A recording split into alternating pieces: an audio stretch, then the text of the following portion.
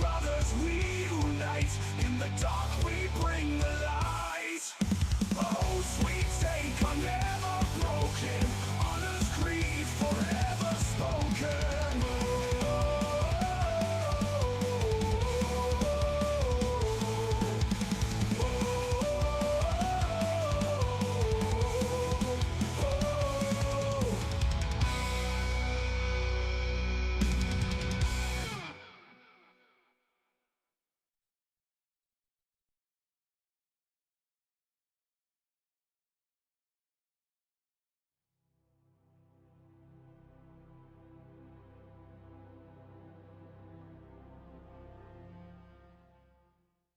Hey everybody, welcome back to another Inner Sleuths live stream. Today we're going to be talking about some more PAX Day. We got Verse 3 Part 2 that is live now. They put their patch notes in with their previous announcement. So it looks like, it says coming on August 6th. Down below is the actual patch notes that we will be getting to a little bit later here. But first, I want to welcome everybody into the stream. It's great to see you all here today. I want to remind you all that we are going to be meeting at the Bristol Renaissance Fair in Wisconsin on the 30th. So if you guys can make it out there, if you like Renaissance fairs, if you're in the area, I know it's a little short notice. Next year, there'll probably be more people there, but I do have little goodies to give away to people. Kind of like little Blood Brothers challenge coins of sorts. They're pretty cool. I'm working with one of my friends who's local, who's actually going to be 3D printing some stuff for us. So I'll show you guys some previews of those coming up really soon. We have some other merch in the works as well. What is a Renaissance fair? I've never been to one. I hear they're kind of cool. I don't really know too much about them. No, I'm just kidding. I actually streamed it last year. I streamed the jousting event live from my phone. It was actually pretty cool. I think you guys liked that quite a bit. But welcome into the stream, everybody. Let's see, who do we got in here so far? We got Maven, EOTB, Fadril, Jacksum. We have Amber. We have German 3D Printing Nerd, EOTB, Darth, Blimpy, Ange. Great to see you guys. We have Havoc. Great to see everybody. Thanks for stopping by today. These patch notes look interesting. I can't wait to go over all of them with you. They're strengthening up some of the best things about the game. Still leaves a lot to do before 1.0, but we're going to talk about it. As always, you guys can count on me to be telling you guys the truth, my honest opinions on these things, and to have an open platform where we can chat back and forth about the different things going on about PAX Day. Make sure you guys are subscribed so you never miss an upload, never miss a live stream or anything like that. We have a bunch of other podcasts and different playlists for various things here on the channel. Let me know if there's anything that you guys would like to see me do here as well. Let me know how I sound also. I put some sound dampening in the archway of this crazy new Scorpion chair that I'm in. I think it's working pretty well. I think you guys can hear me loud and clear. I did adjust the volume a little bit there because it looked like I was a little bit hot, but if anything is off a little bit, I'm still getting used to this new streaming setup.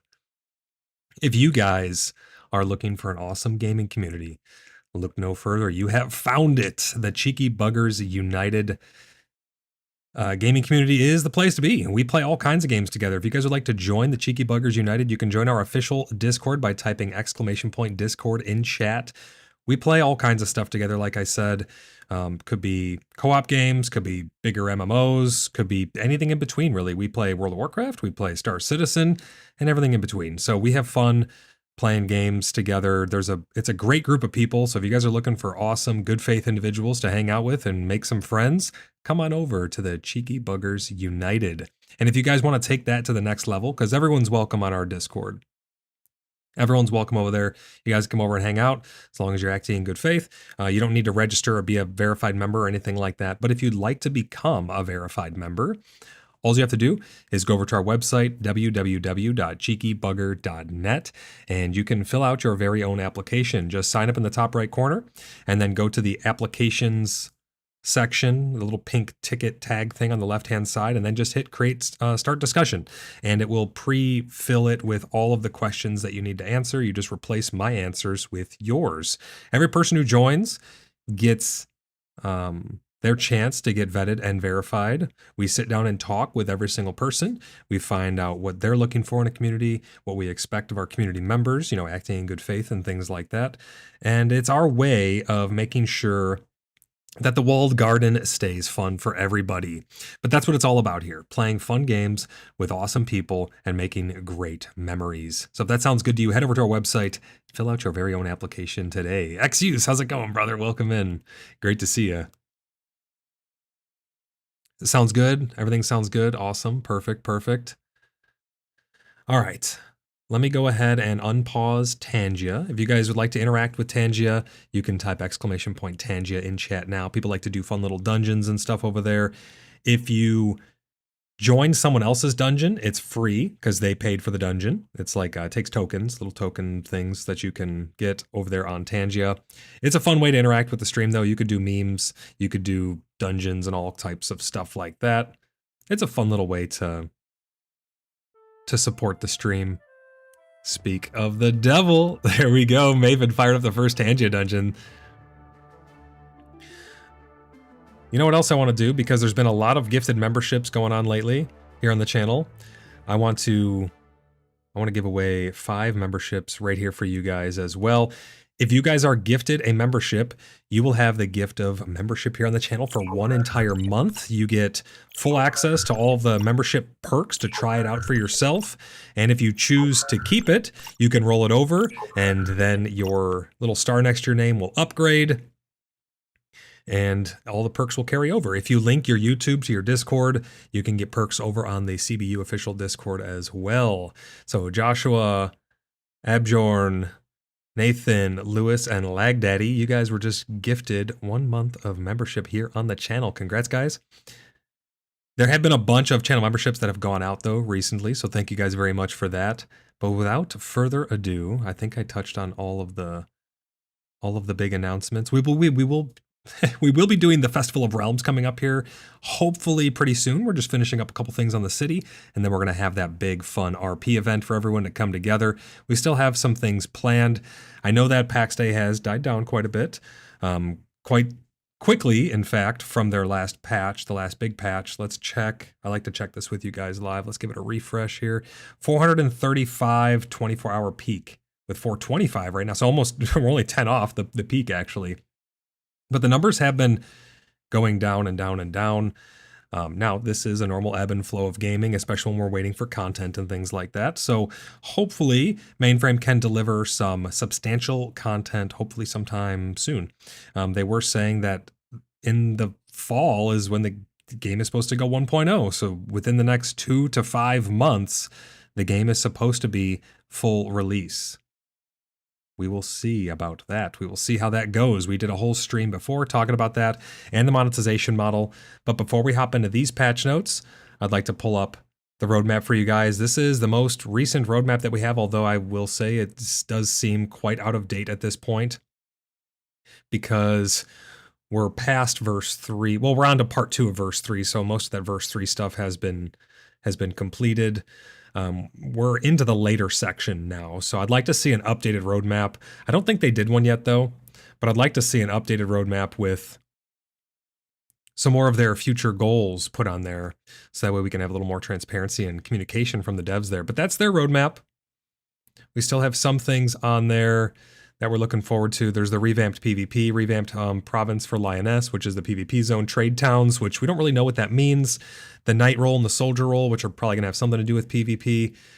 A lot of people have been mentioning that it looks like the church and religion system has been quietly bumped from all of this. Sieges are nowhere to be seen. So there's some things that are big anticipated features that we just don't see anywhere on here anymore. I think Unveil the Lore is those lore posts that they've been doing. Now, I'd like to see, personally, I know a lot of other people too would like to see the lore brought in-game a little more, where we can have some more storytelling and things take place in-game as opposed to just those posts over on their Discord. That would be a huge improvement to the game, I think. The permission system, we still need that. We need the loot system overhauled. We're waiting on mounts. So mounts were recently just added to this. At one point, they said they, weren't even working on mounts. And then they said mounts #soon TM. So I don't really know where they sit with mounts. We've only had tiny little teasers to do with that. I know a lot of people are anticipating that, but then the devs came out and said that the world doesn't really work too well with mounts because of the way of traversal and everything. So I'm not too sure where they sit with mounts, but nevertheless, there's the roadmap that we currently have. And this is back from March. So this is pretty old at this point. Here's the monetization model for those of you who missed all of our previous announcements about this stuff as well. This is what the game will cost if you choose to be a premium subscriber landowner when the game goes live. They will have a free model, so you will not have to, but $6.99 for a single plot token. And that plot token gets consumed. So when you use it, it gives you one plot for 1 month. So $7 gets you premium status for 1 month. Premium status gets you 50% more experience from all sources. It gets you 50% more daily login grace, and it gives you plus 50% grace from gold transactions. So premium is very important, in my opinion, for that 50% experience alone. They have said that our current experience rates, those are the premium. So after the game releases, if you choose to not be premium and not be a subscriber, but you want to play the game still, you will not have, or you'll have to earn 50% more experience to keep up. So keep that in mind. And then they also have a 2-plot premium combo here for you for $10.99. So you save a little bit of money on your second plot, but you still only get 1 month of premium. And then they have the 4-plot package, which this is going to be given to everybody who has a master package. So depending on which plot package you have from early access, these are what you're going to be granted at launch. So if you have paid $100 for your master package, you get the cosmetics. Like those aren't gonna go away. Well, hopefully they actually bring all the cosmetics back because some of them are actually missing currently. But you will get premium for 1 month, and you will get 4 plot tokens, which is an $18.99 value. And there is no regional pricing as of yet, so the prices are what the prices are. That is what we mostly talked about in our previous PaxCast episodes. If you guys want to talk about those more in depth, we can here again if you'd like to. You guys bring up the topics. I love to chat with you guys live. It's the reason why I do these live. I could easily just put out videos, but I really want to hear from you guys. It's my favorite thing to do is to chat with you guys live about these things. Stefan says, my buddy has 3 plots, so I guess he got screwed. I don't know. That's actually a really good question. Because, yeah, you could do some weird stuff. It's not even really weird. You could purchase the upgrades in such a way on Steam that you ended up with 3 plots.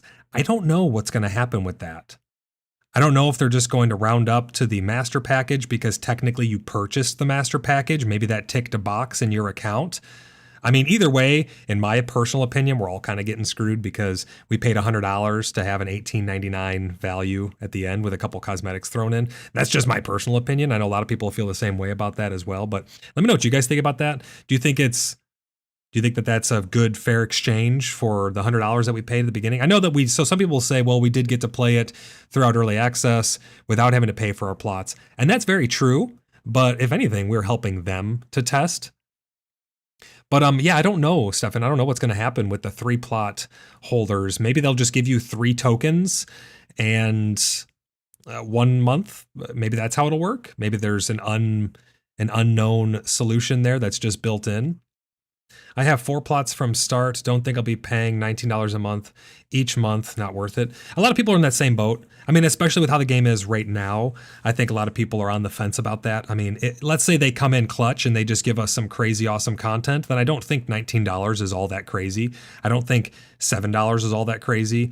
And you can also play for free. So it's really up to the individual on how they want to play. I'm not here to shill for anything. I mean, one way or another, I want you guys to play if you want to play.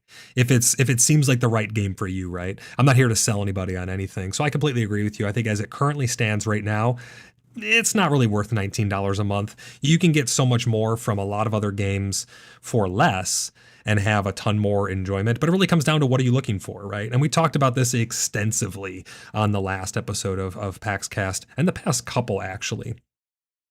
So it's really going to come down to the individual. But I personally agree with you. I think that right now, how it is, they need to step up that content delivery a little bit and give us at least some of the basic features that should be in an MMO. I mean, the permissions and the loot alone would go such a long way with me, being a guild leader, 270 members in our clan. So that's just my opinion, but I agree with you. A lot of people in that same boat. Maven says you get a free month for each founder's plot. Thus tokens for each plot during early access. You get a month for each founder's plot? No, you don't. No. You only get 1 month. According to what the devs have said, you get 1 month and 4 tokens if you have a master package. You don't get 1 month per token. And the plots aren't that way either. Or the premium packages aren't that way either. You get not a month of a plot in the form of tokens. No, oh yeah, exactly. You get 1 month. So each plot token is good for 1 month of one plot. So if you have 4 plot tokens, you can have 1 month of 4 plots or 1 plot for 4 months. Yeah, exactly. Maven says that's what I meant, 100%. Stefan says, if they add world bosses and dungeon boss fights, it'd be worth it for a few more monsters. I'm really looking forward to world bosses. I just did a little sneak peek teaser. I know that video's like, I don't know, years old at this point. I think that world bosses would go a long way. I think they're leaning very heavily into the whole PvP thing. And I know that at least the majority of people that I've talked to, they don't really care too much about the PvP scene. It's not really their thing. They want PvE, they want role play, they want to be able to wear clothes without having to level up their cloth, light armor. There's a lot of things that I think people that are left wanting for the PvE scene. And I think world bosses and actual bosses in dungeons, because right now we don't really have bosses in dungeons, right? We have these placeholders that are there to kind of just be the meat shields that drop stuff and they hit a little harder. They are a more difficult fight, but they don't have any real mechanics or anything special that they do. They're just bigger, stronger versions of regular mobs, in my opinion. And I think that the devs have even stated at one point that they are placeholders. So I'd like to see some real bosses come in there for sure. I agree with you there. Havoc says, managed to scale my city down to just 8 plots from 35, so at least I won't need to drop money on 5 subscriptions at once. That's crazy. Yeah, it's going to be really interesting how the world's going to evolve once the plot subscription comes in. Because, I mean, we are supposed to be the ones who build the world, but as it is right now, Bloodhaven would cost almost $700, $699 per month. That's crazy. Just for Bloodhaven. I mean, I guess if you have enough people, then it might be worth it, depending on if the game has enough content to justify it. Maven says, Havoc saw your city. It is amazing. Hoping to get out there with Fadril and check it out sometime in character. Havoc says, thank you so much. I doubt it will get finished before 1.0. Havoc, if I can help you somehow get that finished before 1.0, just send me a message, man. I know the Blood Brothers would love to help our allies and friends get their goals fully realized before 1.0, because nothing right now matters besides having fun with our friends. Everything's going to be erased anyways. So if there's anything we can do to help you out and make that dream a reality, even if for a short while, let us know. Kev Adonis, how's it going, Kev? Kev says, made it. Making my last giant castle before it's too pricey to do so. 24 plots. Yeah. Yep. It's inevitable, right? It's in the works. It's on its way. That's for sure. Great to see you here, though, Kevin Honest. Thanks for stopping by, buddy. EOTB says, I think they should also have a mid-level NPC roaming bosses and other random big NPC bosses. That'd be great. I'd love to see a dynamic world with things like that. Havoc says, I super appreciate it. I'll DM this evening. Sounds good, buddy. All right. We've caught up on most of the chatter there. If you guys have anything to say throughout this, speak your mind. Act in good faith. You know, you can, obviously I criticize stuff. I do it in good faith, though. I try to offer solutions to things when possible. So speak your minds, good, bad, or indifferent. I'm here to chat about it with you guys. I know that it's been very grim and dark and abysmal in the PAX Day scene as of late, but I'm here to chat with you guys because I want to have open dialogue and tell the truth. I think it's one of the most important things that we can do is be honest, right? So let's get into this. Verse 3, Part 2, it came out today. Again, they updated the patch notes at the bottom of this, so this was their original post. The downtime was for about an hour, 10 a.m. UTC. I think they did run into some problems with it. They had to like fix a couple things. Minor content update is continuation of verse 3, in which we'll introduce quite a few changes to enhance your gaming experience. Let's dive deep into what's coming. So a new journal. We just not that long ago got the journal, and now we're getting journal 2.0. And a lot of these things in here are good things. A lot of these changes are good changes, good additions. They're things that they're nice to haves. It may or may not be things that are big, substantial changes that people are going to be hoping for or looking for. And now this is part 2 of verse 3. So this isn't like this isn't verse 4, right? I think verse 4 is going to come sometime maybe within the next month, I would guess, and it's probably going to be the PvP stuff, so everyone's not going to be too interested in that. But everything in here is not crazy big, right? I skimmed through this a little bit. It's nothing super crazy big. Darth says, Void will be nice. I'll smack you with a wet noodle. Void will be nice. I'll smack you with a wet noodle. Maven says, Blimpy, there's still time. We're going to whoop them, Ange. Oh, you guys are in the dungeon. Nice. In Tangia. Yeah, again, if you guys want to join those Tangia dungeons, they are free. Just have the Tangia page pulled up and be logged in. Okay. So let's see here. The new journal, we're making updates to the UI, including the journal. So they're doing like a UI overhaul, it looks like. Now it's kind of a meme at this point. They've changed the icons for things like 50 times over. It's hilarious. So it seems like they're changing some more UI elements in game. Now, I mean, I thought the UI elements were pretty good. I think they looked nice and polished. But let's see what changes they're going to be making to them. So the journal's getting an overhaul. So that displays recipes more effectively and smoothly, as well as the plot window and item tooltip. I did see the plot window thing. That actually looks pretty cool, but I'll pull these pictures up bigger so we can see them on stream here as we get to them. They say this is all still work in progress, but most are here. So let's pull up our first image, and this is the journal. Let me see if I got this one queued up. Is that the journal? Yep. There we go. So as you can see in this image, the journal's completely different. You have recipes, ingredients, and skills over on the right-hand side now with tabs as opposed to them on the left-hand side. I think this flows a lot better. I think this is a much better way of doing it. It keeps the UI cleaner. You can still see notifications popping up in the top left without it becoming intrusive. Let me hide the sub goal really quick so we can see a little more. There we go. You can see that new premium status up in the top left corner. Displays your grace and gold. I'm not a huge fan of the premium status, but you can find it up in the top left corner. That's where it's going to be displayed for people who have that premium. Yeah, I mean, the journal looks pretty good. I don't think it looked terrible before, but now just looks a little bit better, in my opinion.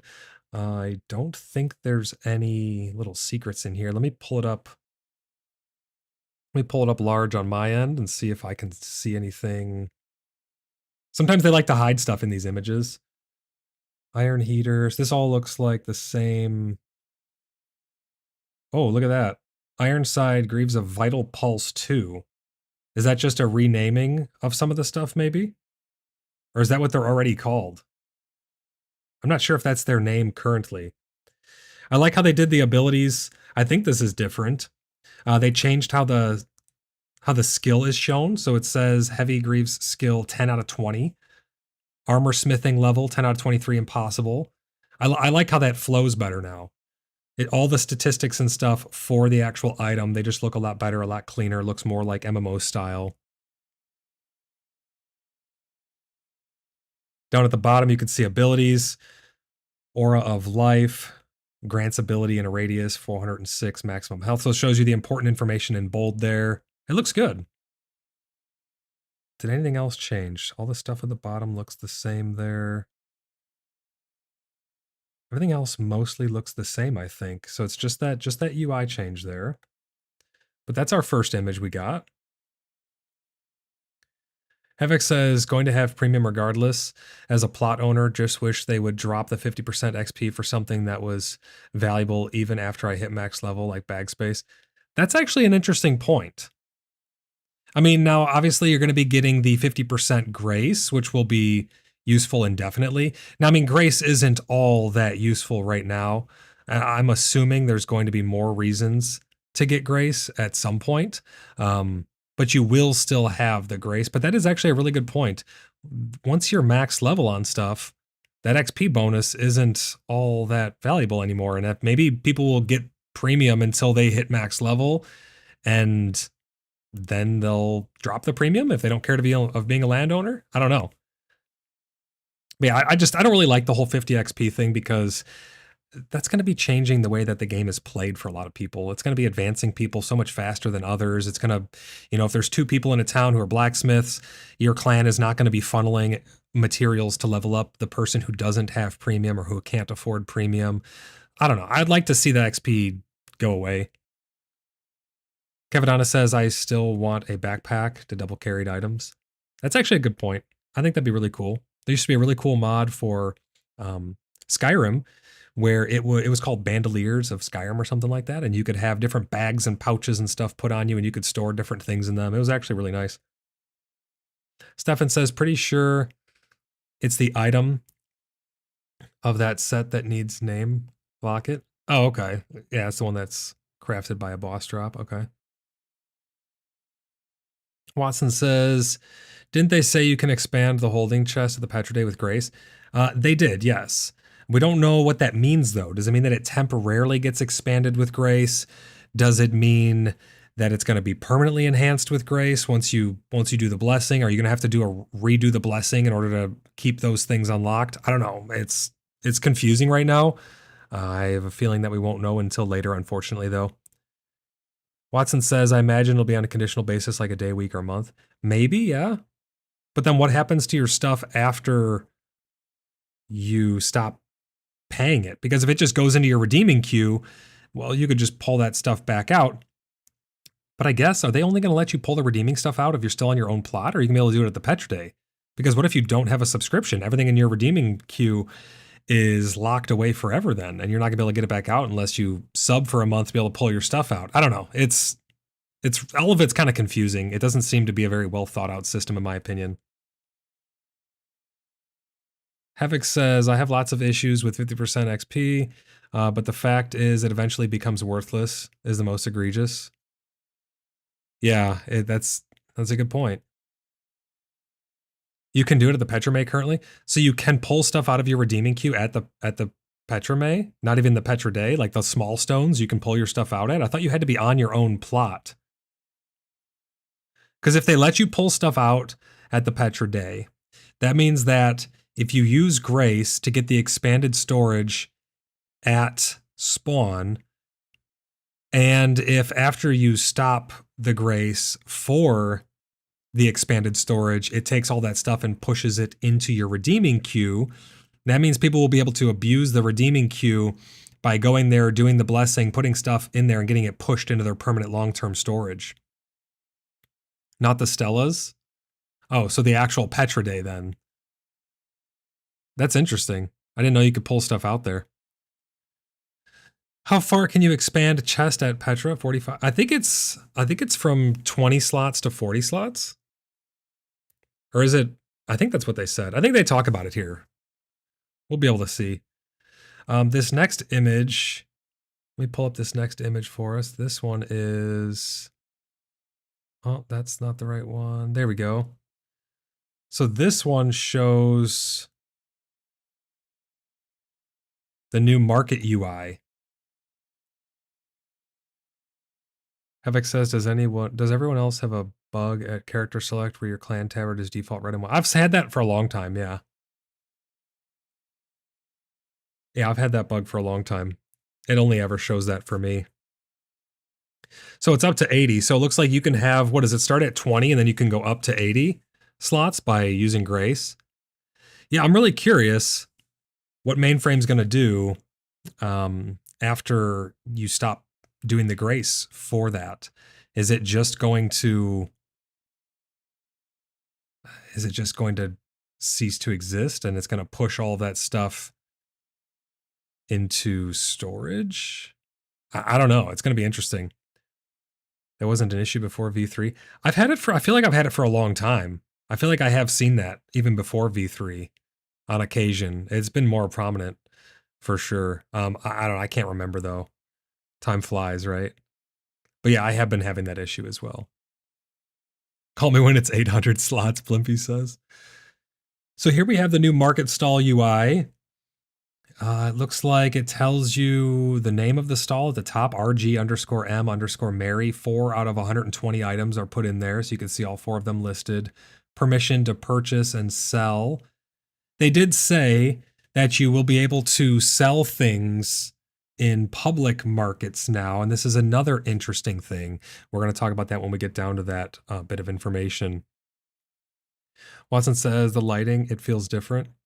It is different. That's one of the biggest things. That's really the biggest thing they did in this, in my opinion, is the lighting overhaul. Happened in verse 2 and 3, Havoc, EOTB says. So in here, you can now see durability and lifetime. What do those little arrows mean up in the top? Those little chevrons, what are those? Great sword skill, 30 out of 0. So this bronze one doesn't require any skill, so it's showing that your skill's 30 out of 0. Shows you the item power, all the stuff you'd expect, and then the price there. Is there anything else different down there? Looks like everything actually has those little chevrons. I wonder what those chevrons mean. Is that the quality of the item? I'm not too sure. But nevertheless, there's your new market stall UI. What is that up in the top left corner? Now we have something new in the top left corner. Let me hide the tip menu for 1 second. Look at that. You have gold, you have grace, and you have something else. What is that number 8? What is that number 8 in the top left corner? I don't know what that is. Let me zoom in on it on my end here. It looks like 2 crossed keys. It's 2 keys that are crossed.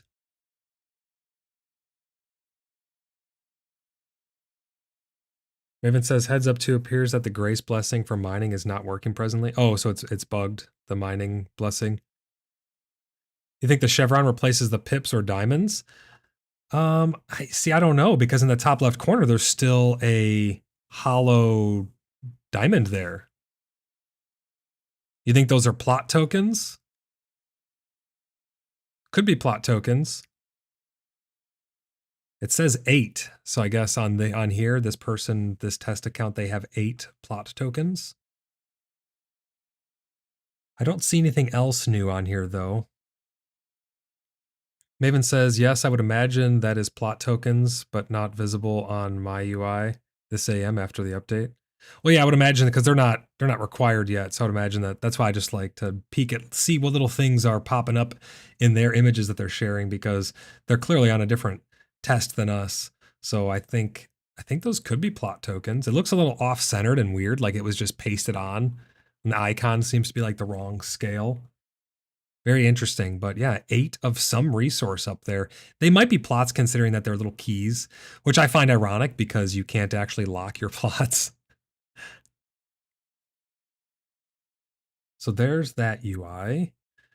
The next image we have here is the market stall, which that's the other image I had brought up. So this image is showing, this is the market UI. This one doesn't have the plot tokens up in the top left. Pretty much the same thing we just seen. It looks to be an issue with their potions. If you look in the bottom right, all their potions are like white and washed out for some reason. Some texture issue going on there. Jackson says, I wonder if they're going to do quality of material and a quality of player making it. I think they said they were supposed to do something like that at one point. They were talking about, depending on the quality of materials you use, would determine, but maybe that's what they meant about the different tiers. That was the quality of material. I thought that they meant there would actually be a quality of material. So like if you were a higher level blacksmith and you produced an ingot, that ingot would have a higher, like an 80% quality or something. And then when you produced an item from that, then it would be a, better item. So you'd have a much bigger, wider range of quality products at the end. I think that would be really cool. Loop, how's it going? Welcome into the stream, Loop. Havoc says chevrons are item level, pips are quality. You can have a 5 chevron item in yellow, green, blue, possible higher rarity later. Yeah, so maybe those are, they're 1 tier 50% on that iron broadsword, so it's like could be better, and then what? It would just increase its stats. Same with the potions. YouTube says the icons will change 99 more times. So you say JK, but it's probably true. Yeah, those might be plot. Those might be plot tokens. It would make sense, right? So that's the image for the stalls there. And this next image, this one is of the new plot UI. So this looks a lot better. This shows you roughly where your plot is on a little mini map thing. Create new plot. 3 unclaimed plots left. See, but here, this is what leads me to believe that those tokens weren't for plots, because they have no tokens in the top left corner, but right here it says you have 3 unclaimed plots left. So you'd think that there would be a 3 little key thing up in the top left corner. So now I'm thinking those are not plot tokens, or this image just has an inconsistency. Maybe this image was taken before those plot token icon was implemented up in the top left corner. I'm not sure. Havoc says, if those are plot tokens, that suggests I can bank more than 4 plot tokens. Absolutely you can. Yeah, no, they've never said that you would not be able to have more than 4. Yeah, you can definitely have more than 4. But they expire within 12 months. You got to keep that in mind. So you have to use them within 12 months. Otherwise, they're gone, which I don't like that at all. That's kind of sketchy. I think they're doing that because they want people to use those free ones that they're getting. But yeah, you can buy as many as you want. You could buy 10, as far as we know, you can just buy like 10,000 of them if you want them, just have them all there and use them when you want. The only problem is the months that you get premium from are going to be very wonky, because let's say you buy them all at once. What do you just get 1 month of premium? I don't, because it says that your 1 month starts right when you purchase. So if you purchase multiple plot token packages at once, do you only get 1 month of premium? Does the premium stack up? There's so many questions. Like there's so many things. It's a very weird system. But yeah, I would assume you'd be able to buy more than 4 at once. YouTube says, Maven, correct. The max player can have is 4. The max a player can have is 4. No, I think you can have more than 4. Yeah, Maven says you can bank more than 4. Darth says they might be unused plot tokens, and once you use them, they appear in the plot menu as tokens. That would be an extra confusing step, just for the sake of having another extra confusing step. If that's the case, that's really, really confusing. It's just odd. If it was a plot token, they would go over 4 for the purposes of preview for this. I mean, yeah, they could be going above it. I don't know, because they're devs. Maybe they're just testing stuff. But on here, no plot tokens shown in the top left corner, if that's what those are, but they have 3 unclaimed plots. So it shows my cottage and then where it's at. It's interesting. They tried to blur out the person's name, but you can kind of still read it. It ends in 39. ZELEAECE _39 or something. I don't know. It's kind of weird why they blurred that out. But you can see the name of it, the distance, the build rights, and then you can release it. So you can change the permissions and you can set a waypoint straight from this. I think that that's a much better way of showing it. I like that you can actually see it on the map there. Maven says the max you'll get at launch automatically. Havoc says just more reasons that I don't like the premium model. Yeah, I think the premium thing is really like my biggest gripe right now, honestly. I mean, other than like, content, obviously, but I think the premium should just be separate from the plots, and to be honest. Walter, how's it going? Welcome into the stream, buddy. Walter says maybe something related to the next PvP update that snuck into a screenshot. It could be. I had thought about that as well, but I just don't have any more details to share, so I'm just not positive on it. We can theory craft for sure. There is something to do with those trade towns, and a lot of speculation is going around thinking that maybe those trade towns are something that you have to control and hold the point, and maybe those are resources you're getting from it or something. I'm not too sure. I would think that if there were resources, they would be physicalized, so that way they could be stolen. Jackson says, yeah, like a blood token. You can pull plots and reuse them, but they would not return to being banked tokens. Maybe that's how they would do it. Fizzy, how's it going, brother? Welcome in. Fizzy says, listening to you on my way home from work. Nice, man. Thanks for tuning in. Yeah, we're just chatting about the current update we just got this morning. But there you have the plot UI. It's looking pretty good. The next thing they talk about is storage at the Petra Day. We're adding a personal storage at the Petra Day to complete the crafters already implemented with the previous patch. Each Petra Day will have its own storage, serving as a private storage space for each player. Each Petra Day storage unit starts with 20 slots and can be expanded up to a maximum of 80 with some grace offerings. Now they say grace offerings plural. I would imagine these are going up by 20s. So 20, you start off with 20 and then 40, 60, 80. So probably 3 grace offerings you can do to expand it further and further and further. Again, I have concerns about this because we don't know what that means in terms of what's going to happen if you stop paying for that upgraded storage. Oh yeah, you can see right there, unlock 10 slots for 5 grace. So it's pretty cheap. I wonder if that's going to scale. Are the next 10 slots 10 grace and then 20 grace or something like that? Or is it going to stay the same? Is it 5, 5, and 5? Either way, that's pretty cheap. That's actually really, really cheap. What's written up here in the top corner? Hold on, let me see. There's a error in the top left corner. Texture streaming pool over a 128.363 megabyte budget. Written on premium. You can see that little red line. That's actually in their screenshot. That's interesting. Jackson says, I would imagine it would increase the cost. Hey, Starbuck, welcome in. Welcome into the stream, Starbuck. Hope you're doing great. Yeah, Jackson, I would imagine it would increase as well. So I'd imagine 5, 10, and 20 grace to get an additional 10, 10, and 10. Actually, it'd be 20, 20, and 20.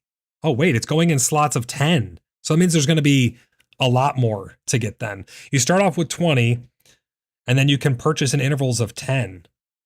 So potentially that could be kind of expensive to get all 80. But I just really want to know what's going to happen when you stop paying for it. Because this can't just be a one-time thing. Otherwise, it'd be no big deal, right? Just get the grace, unlock it at all of them. Now you have 80 slots at all these different home valleys. It wouldn't be that big of a deal. That's a dev debug build. It could be, yeah. That error has something to do with texture streaming pool being overloaded. I wonder if they're messing with the amounts of things that can stream in. Stefan says cheap means upkeep, probably. Yeah, I would imagine so. But my main question then would be, what happens if I unlock the additional 60 slots of storage? What happens when I stop paying that upkeep? Do they just get grayed out and the items are stuck in there? Or does it take those items and push them into your redeeming queue? And the reason I ask that is because with your plots right now, you can put things on a plot, stop paying for that plot's upkeep, and then it will take all of those items and all of those building materials that are on that plot, and it'll push it into your redeeming queue. So you can force things into your long-term storage. It's kind of a little exploit if they let it go forward like that. Here, if it works the same, this is going to be exploited. People will unlock this. They'll put a bunch of stuff in there that they want to put into long-term storage in their redeeming queue, and then they'll stop paying the upkeep, and all of those items will then be shoved into their redeeming queue, and thus no longer taking up storage space. So it's going to be interesting. And then it would allow them to travel and traverse with things much more easily, because now you can force things into your redeeming queue, and then you could go to a different home valley to pull the stuff out. So I'm not too sure how that's going to function. Jackson says probably goes into the redeeming queue since you can access it at the Petra Day. If that's the case, then that's going to be an exploit for storage for sure. I mean, just imagine you have tons and tons of things that you farm that you don't need right now, and they're just taking up walls and walls of chests inside of your castle or your city or house. What's to stop you from coming here, paying, 20, 30 grace, 40 grace, 50 grace even? Who cares? That's cheap as chips. I have like 6,000, 7,000 grace right now. And that was without the bonus, by the way, because now you actually get the bonus in game. And then just stop paying the grace upkeep, and all of those things now go into long-term storage and no longer require space, thus freeing up a bunch of storage space in your plot. I don't know. That seems like an exploit, and I think if that is their intention, mainframe, you need to reconsider that, because that's going to allow people to just push stuff into long-term storage. Lester, how's it going, Lester? Welcome in. Lester says that I missed the horrendous UI section of the video. No, we're still going over some of the UI stuff. I think the UI changes are actually pretty decent. I'd rather have actual playable game content like bosses and stuff rather than UI changes. But nevertheless, I think they do look better. They do flow better. So I think that they are good changes. Walter says, I think it's more likely a one-time grace cost opening up the slots. If it's a one-time grace cost, that's going to be a lot of storage for pretty cheap. 80 slots for, if you get 10 slots at a time,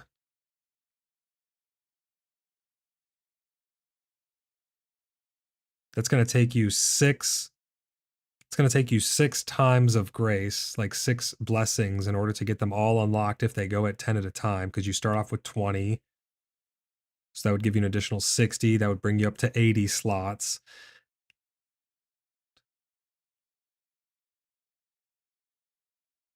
So the top one would cost you 160. That's still pretty, yeah, right there. Darth just did it all. Yeah, the top one would be 160. That'd still be very cheap. 315 grace for 80.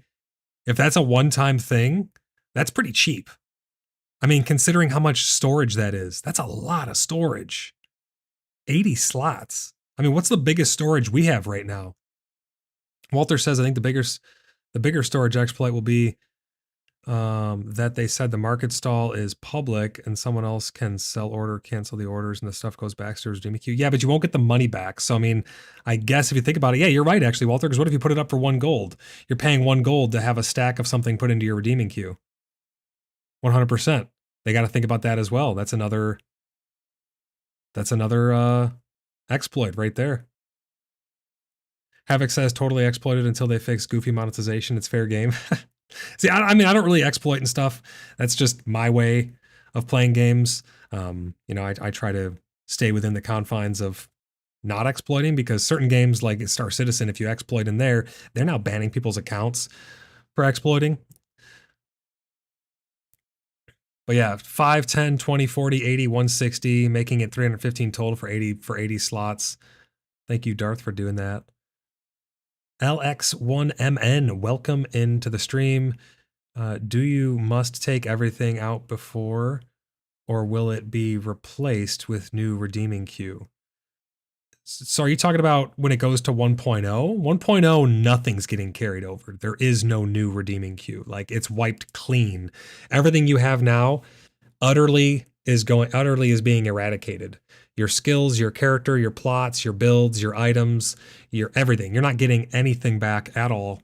We're all starting fresh at 1.0, which is what I would expect. For only 1 Petra Day, doing that over the world would be very costly. And for free players, it would not be going to redeeming. Why would it not go to their redeeming queue? Free players would still have a redeeming queue, and they can pull stuff out at the Petra Day, so it would just go into their redeeming queue for the Petra Day, I would think. That, and with RMTs, like real money transactions, are going to be an issue in this game. They are in every MMO, but this system allows you to directly purchase grace. I guess you could argue it's indirect, but all you have to do is buy gold from people on a website, get the gold and then use it to get grace. And then the grace is used to do real tangible things in game, like blessings and stuff, to pay to advance and pay to skip. Lester says, I didn't understand the entire cancel a sale to market stall goes to your queue thing. Does it bring down the item into gathered components? No. So they talk about it lower down.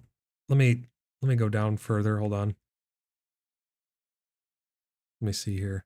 So that's the Petroday storage. They talk about the new skies and stuff, but down below, they talked about adding a feature where if you sell something at a public stall and the owner cancels it and it wasn't their item, it was like, so let's say you take an item and you put it for sale in my market stall and I cancel your market stall entry. That item that you had put up for sale on my market stall will go back to your redeeming queue as the item, as it is, like just preserved, goes into your redeeming queue. So the way that it can be exploited is you just put stuff up for sale. Like let's say you have stacks and stacks of stuff that you want to put into storage. You just put stuff up for sale for 1 gold, and then I just cancel them, or the person who owns it just cancels them. Yeah, public market stalls, correct. That's what's going to be a thing.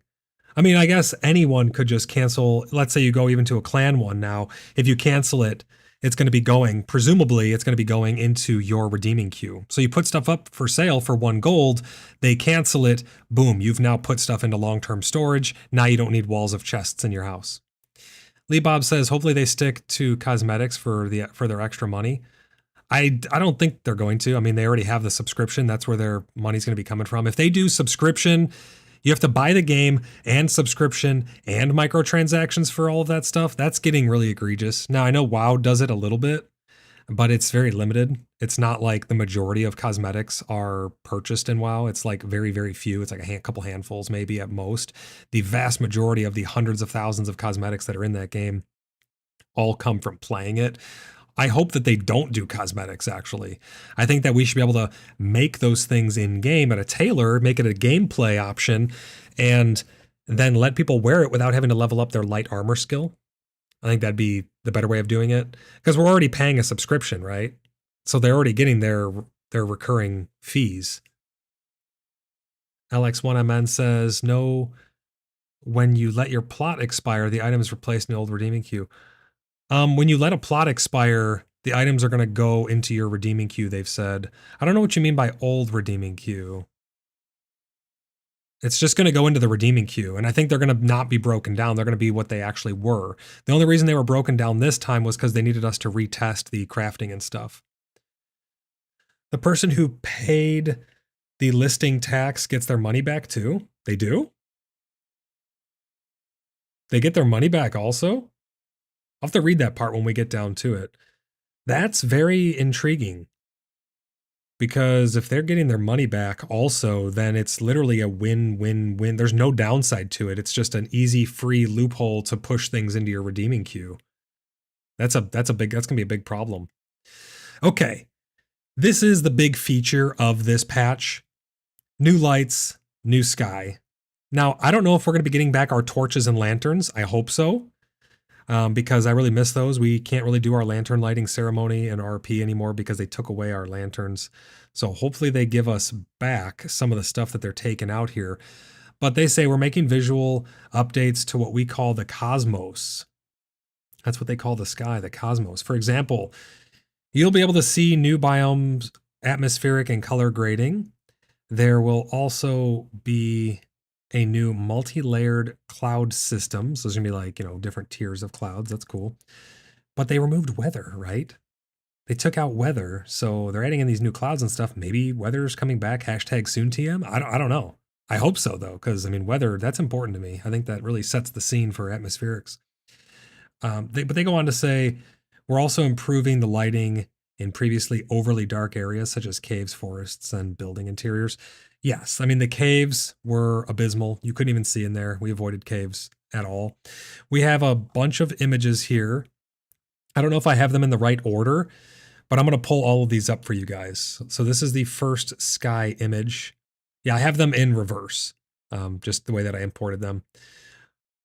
But the lighting never really looked bad in this game, to be honest. I think that this is what I meant at the very beginning of the stream when I said they're kind of strengthening the strongest part of the game, which is its visuals. The game's beautiful. The game's absolutely beautiful. So, I mean, I think they're just strengthening it a little more here. Lester says, my biggest complaint is if you follow me at all in the official Discord, you know I'm a huge advocate for horses. My complaint is spending 3 hours on yet another round of iconography and no horses.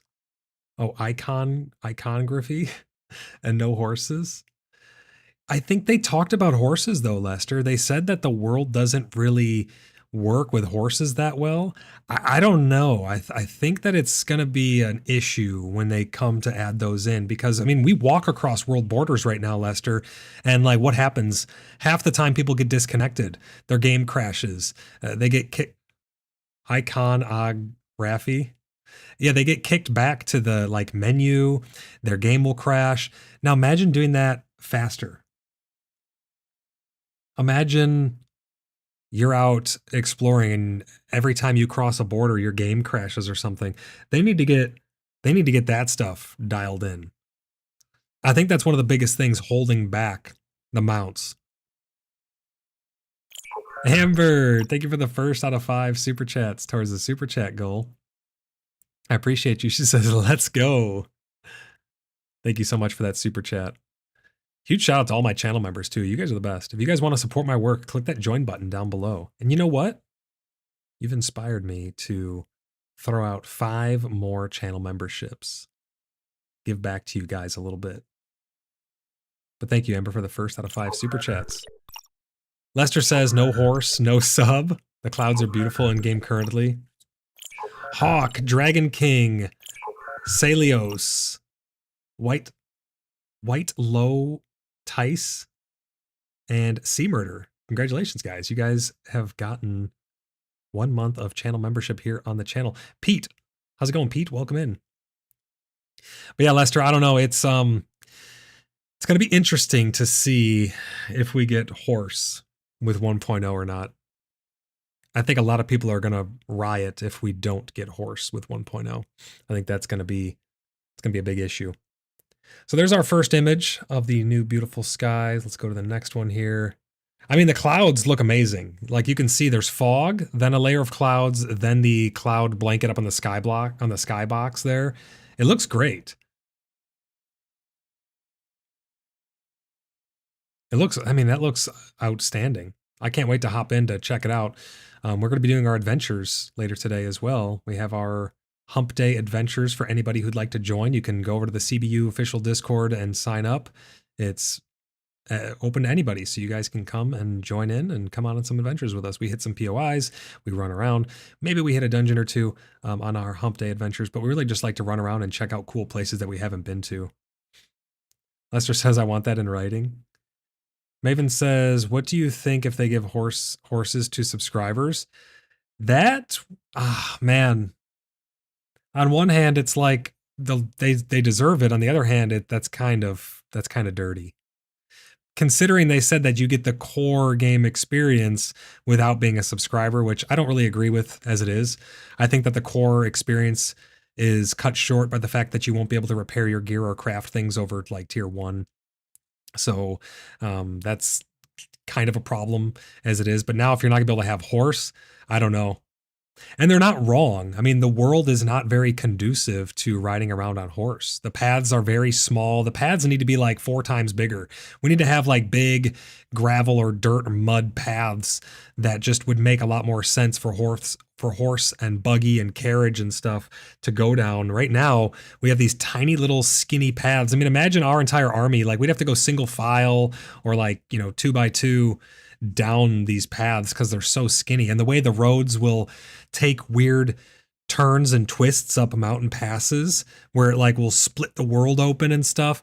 It's not very conducive to the way that the game is right now.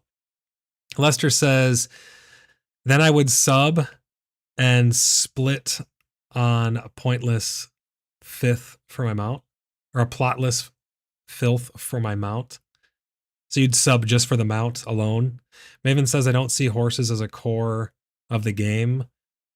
I mean, I would say traversal is definitely core to the game, and I would say that horse would be freaking like it'd be abysmal not to have that. I would not. I would consider it part of the core game in my opinion. Without horse, it's going to take you so much longer to get around. And I mean, when I think of like a core experience, I think of that having all features and aspects of the game available to you. We've been running around on feet for how long? I mean, it's literally their game. So I mean, yeah, it is their game, their rules. They could say whatever they want. They call it low fantasy, but we have like wisps and magic and stuff, which that's technically not even low fantasy. So I mean, I guess they can come up with any of their own definitions and stuff as they see fit as well. It's literally their game. I mean, they could all of a sudden say, founders get nothing, you guys have to rebuy the game. Like, they could do whatever they want, right? Anything at the end of the day. So I guess they don't have to give non-subscribers mounts. I just think that would be really kind of dirty. Blimpy says, if I recall correct, New World gave mounts to people that bought the expansion, but no mounts if you didn't get expansion. But were mounts introduced with the expansion? Because then it kind of would make sense. Like World of Warcraft does some things like that as well, where they'll, you know, a new feature will come out and you won't have access to that new feature unless you've gotten that expansion. Loop says, what is your plan for the future in PAX Void? Are you going to continue, or what is your thoughts? I mean, I'm definitely going to be there till the bitter end. If there is a bitter end. Hopefully there's not a bitter end, and hopefully there's happily ever after. But I'm here for the long haul. I'm not going anywhere. Yeah. Blood Brothers aren't going anywhere. I mean, we still have people who are very dedicated to playing the game. I think that will wane after it goes 1.0. And if they don't do something about the content drought, it's going to be a hard sell. But I mean, I'm here till the bitter end or the happily ever after, whichever comes first. Darth says, well, toilets got named for John. We can name Plotless George. Maven says, we get around presently okay on feet via the Petras. Amount would add an exclusive to the potential sub. I just disagree. I just don't think that that's the best way of getting around in a video game. I mean, I think that teleporting and fast travel is cheap. I mean, when I play Skyrim, I never really used the fast travel unless I absolutely was short on time. Because I think that fast travel, to me personally, is a very cheap way of getting around. It's not immersive when you teleport places. I mean, I guess there's a little bit of lore behind it because you're using these stones, but it's very light and weak at that. But I like traversing on foot. I like to be able to actually mount up and travel places. So forcing them to lose that immersion of getting around faster on a mount, or, you know, having to run everywhere. We're no stranger to running around, obviously. That doesn't mean that that's how it should be, in my opinion. I mean, hey, some people might argue that they like running around and they don't want mounts in the game. They think that would make them get around too fast. So they would say that, you know, to them, they wouldn't even want mounts at all. To me, though, I think fast travel is a cheap way of getting around. I think they implemented the fast travel to appease people while they were still working on mounts, because some people just were having such a hard time getting around and it was so time consuming. I mean, look, it takes us a half hour, 45 minutes to get like to some dungeons unless you have those fast travel points. So I think they put those fast travels in as a way to appease the people who didn't have a whole lot of time. But I get it. You know, some people will like mounts and others will like mounts, and people will choose how they want to get around, right? So I mean, if I had the choice of getting around on a mount or fast travel, I'm always going to pick the mount 100% of the time. I just think, unless you're like really short on time and you're like, oh crap, I gotta go, I gotta hop off, let me just hearth home. You know, I think the hearthing home is good.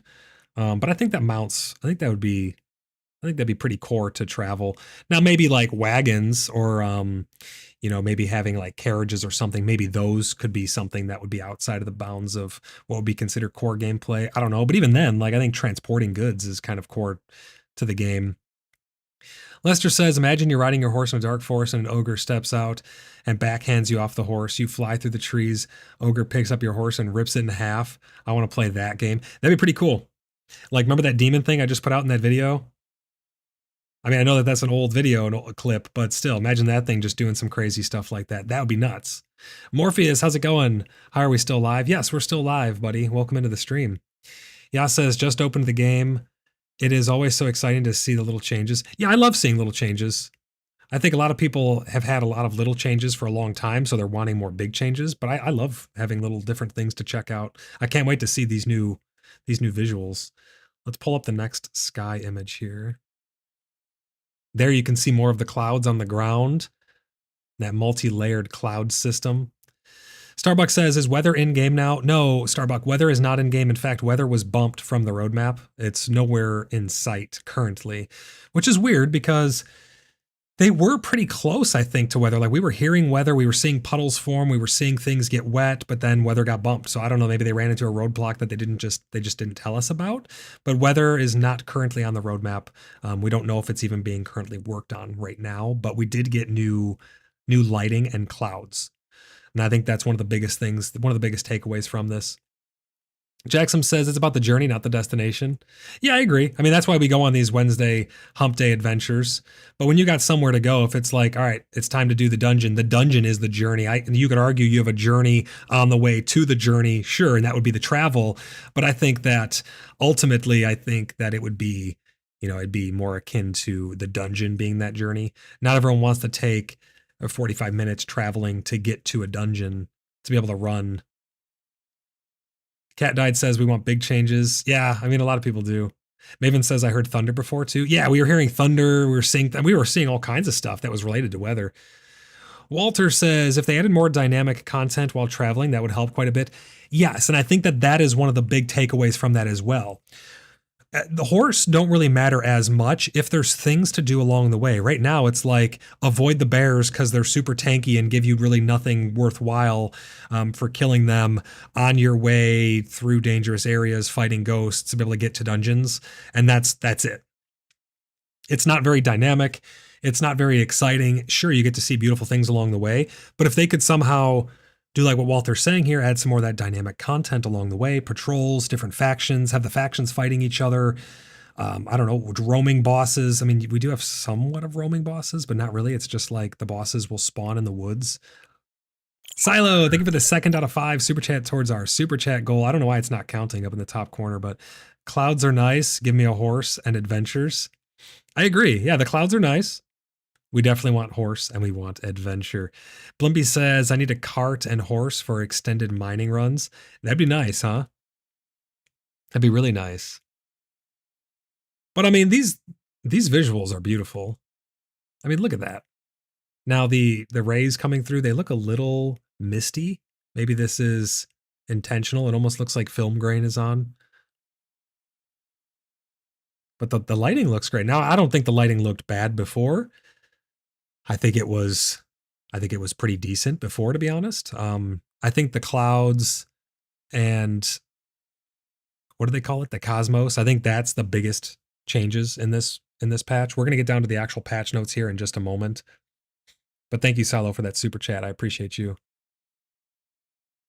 I mean, these visuals definitely look nice. These god rays coming through. I wonder what this is going to look like inside buildings now, coming through the windows. Imagine this with stained glass. I really hope they're working towards stained glass. Could you imagine how awesome that'd be? You have a nice cathedral or something crazy, and the lights are just coming through, reflecting onto the ground, refracting in different ways like a kaleidoscope, casting all these different multicolored light rays down onto the floor. That would be something truly special. Cat Died says skybox changes, easy to do. Unreal Engine asset import, just speculation. Give me some content, please. Yeah, I don't know. I don't know how easy or hard it is to do that. Maybe someone else who has more experience, Silo. Maybe. Do you have more insight on how easy or hard it is to implement these different lighting changes and stuff? Is this just from an Unreal Engine update and it's just like drag and drop? I have no idea. I'm not a huge fan of Unreal Engine. I think a lot of devs use it for the wrong applications. But it definitely does look beautiful. That's for sure. Let's see. What's our next image here that we got? Some more fog. I mean, that lighting looks pretty great. This looks like one of those little ghost outposts, little ghost camp things out there in the mist. Looks wonderful. You have some red hues coming through the sky there. Silo says skybox changes are very easy. And this is coming from a single dev, mind you. Silo has experience with Unreal Engine, and he's saying that. So skybox changes are very easy, he says. So maybe this was an update to appease us and hold us over for a little while to, I don't know. It almost like makes me think that they're sandbagging again. I've gone back and forth between, are they sandbagging? Are they not sandbagging? I can't tell. It's hard to tell with them because their communication's not the greatest. But if these are easy to implement, we really didn't get all that much with this update then. And maybe this was just a filler to keep people appeased. We will be getting to the full patch notes here very soon. We have 3 more skybox images here. This one's kind of super washed out. Very, very bright sun coming through the mist, causing almost like a snowblind effect. I wonder what these changes would look like in the snow. I don't think they have any snowy images. We'll have to go and check that out for ourselves. I'm going to go up to the snowy area. Maybe that's where we'll go today on our hump day adventures. Starbuck. Oh gosh. Havoc says, engine changes would likely not require the attention of the entire team, likely other tasks being done in parallel. Yeah, so maybe, I would assume that there's other stuff being done in the background, because what do they have, like 60 people working right now? John, how's it going? Welcome into the stream. John says, been playing new combat experience, a touch misleading. Kill a lost soul, 2400 XP. Wasn't 2400, was like 120 added to my total. Oh, okay. Interesting. We'll talk about those changes when we get down to the full patch notes. Silo says the volumetrics are more difficult. Those look nice. Yeah, it looks a bit washed out, but I would imagine this is because there's a fog rolling in and, you're getting that snow blind effect there. You can see the mist looks a little grainy. It looks like film grain or something almost. And they're probably trying to save on poly count or some type of rendering issue there. But the mist looks a little pixelated in the background. Maybe it's just a low-res image. I'm not sure. But this looks to be the corrupted biome with the light coming through that. I love the different cascading rays, though, from the different densities of the volumetric clouds and fog there. That looks great. UTB says, I give some of the devs kudos for skills considering they redid most of the game 2 times now. Right? Yeah. They just need a great leader to make the game fun. Glacian, welcome in. Because the XP showed is the total and then divided across all your gear, not really a point to it. Oh, so it's showing you total XP gained now, and then it's put towards all your gear. So does that mean if you only wear one piece of gear at a time and then you kill something and you get 2400 XP, all 2400 goes towards that one piece now? That's really weird if that's the case. Maven, thank you for our 3rd out of 5th super chat towards our super chat goal. Maven says, it's a great day for an adventure. Remember to stop and enjoy the flowers, howl at the wolves, and marvel at the beauty of the new PAX skies. Yeah, I'm definitely going to be checking out these new PAX skies for sure. Thank you for the super chat, Maven. Appreciate you. Again, for anybody who wants to come with us, we're going to be going on our hump day adventures here this evening. Every Wednesday, open to the public. We go on little adventures together and just explore and check things out. Nothing super crazy. Sometimes we pop into dungeons here and there, but we just like to go and keep an eye on all the new things, and that's what we call our hump day adventures. Cat Died says, on the topic of sandbagging content, why? LOL, they have got so much hate lately. Yeah, I don't know. I really don't know, but then again, I don't really understand most of the stuff that they do. They do some weird things. Getting a little bit of hydration going. Stefan says, people forget they have a large staff. Most of the stuff we test needs a large scale of players, bosses and mobs, and other items can be in-house tested. I guess that's true. They do have quite a big team, in my opinion. They used to have 80. Now they have around 60, something like that. It does not. Okay, so you don't get more XP towards one item, Glacian's saying. We'll test that today. We'll mess around with it and see. Hopefully they didn't make it more convoluted for people because it was already kind of confusing and things didn't really level up the same. It was weird. Silo says they do need a great leader to make it fun. I vote they hire Void for the job. No. That's not the right job for me. I'm a community builder. I build communities for people to have fun in. Maybe one day we'll have our own dev team. We'll make a game because we do have a lot of cool ideas in the community. We got a lot of devs in the community as well.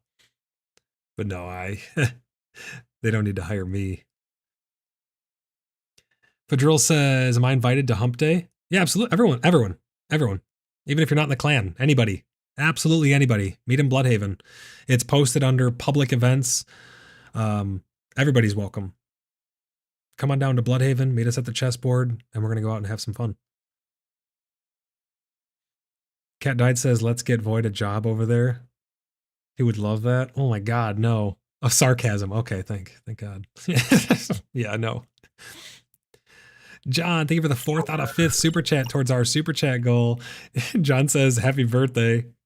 I appreciate you, John. Thank you guys for all the super chats. You guys are the best. It's because of you guys that I'm able to tell you guys the truth. And it's because I'm independent that I'm able to bring you guys the honest truth as well. Cat Died. That's why no job for me at Mainframe. I'm not going to be on their payroll ever. Glacian says, if you kill something that gives 100 XP and you're only wearing pants, that will pop up showing 100 XP. You're wearing pants, the boots, it shows 200 XP, etc. Oh, okay. I gotcha. Blimpy says, Void for king. No kings here, Blimpy. You know the rules, Blimpy. No royalty, at least in our current roleplay iteration. But I appreciate the sentiment. John says you can have a seat next to Eltari. Yeah, no thanks. I'm good. Cat Died says shots fired. Nope, I'll stay independent. Thank you very much. I'll tell you guys the truth. You can always count on me for that. All right, let's see. We have one more image here. Here's our final image. That really has some feels. The darkness, the ambiance right there, that looks chef's kiss. That's a great picture. Vidril, thank you for helping us reach our super chat goal. I don't know why it's not counting the super chat goal, but that was indeed our 5th. You guys have absolutely obliterated my super chat goal. Thank you guys so much. Vidril says, happy early birthday, milady moon. Vidril, thank you for the super chat, brother. I appreciate you. Blippy says, but how will you collect the taxes from the market stalls if not King Void? I don't get those taxes. I don't want there to be taxes on market stalls. I think that's silly. UTB says Void for Brisket Master. Now there's a title I can rock. John says early as in January. What early as in January, John? Cat Died says, I will admit the skies look amazing now. Yeah, for sure. They look great. I want to hop in and check them out firsthand here after this stream during our adventure. Starbuck, thank you for the super chat. Starbuck says, those words, thoughts, and actions we do when no one is around becomes us. So guard your words and actions carefully and become someone worth becoming. I can't agree more. Honor and integrity and loyalty, some of our most valuable assets as people. I agree with you 110% there, Starbuck. Do the right thing even when no one's watching. Thank you so much for the super chat, Starbuck. Really appreciate you. But yeah, Cat Died. Those skies definitely look amazing. Stupendous. All right, let's hide that. And let's get on with some more of the information we have here. Markets. We are now adding public permissions to market stalls. So you can set your market stalls to public, allowing other people who are not in your clan or were not previously authorized to be able to sell stuff at your market stalls now. Starbuck says, love you guys. We love you, Starbuck. Always great fun hanging out with Starbuck. Always great having you around, Starbuck. Thanks for all your support. I really appreciate it. John says, I went to Eris today to shop the Golden City. Don't bother. I was expecting a stocked mall. I saw picked over garbage sale. Oh my gosh. Oh my gosh, John. That's hilarious. Maven says sending hearts to Starbuck. All right, so they go on to say that the items are returned to the redeeming queue of the owner of the sell order instead of the inventory of the market stall owner. So this is going to go to your redeeming queue. Cat Died says guilds need to be able to collect taxes. Would taxing content rather than a random meaningless thing that happens pay for gold plots with taxes that are collected from stalls placed on plots set to guild would make taxation content? That would be one way of making taxation content. That's true, as opposed to it just being going off into the ether, right? Toll roads and troll bridges. I think that'd be interesting stuff for sure. Ya says he said garage sale. Did he say garage sale? Oh, he did say garage sale. I thought he said garbage sale. I wouldn't be surprised. All the market stalls are kind of barren right now because there's really no need to buy much. I mean, most people have everything that they want in the game.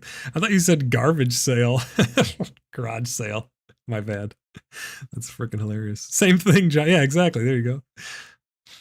So market stalls, you could sell stuff at other people's market stalls now. They have a new notification system, which let's read over it here in 1 second. Let me grab first a drink of water.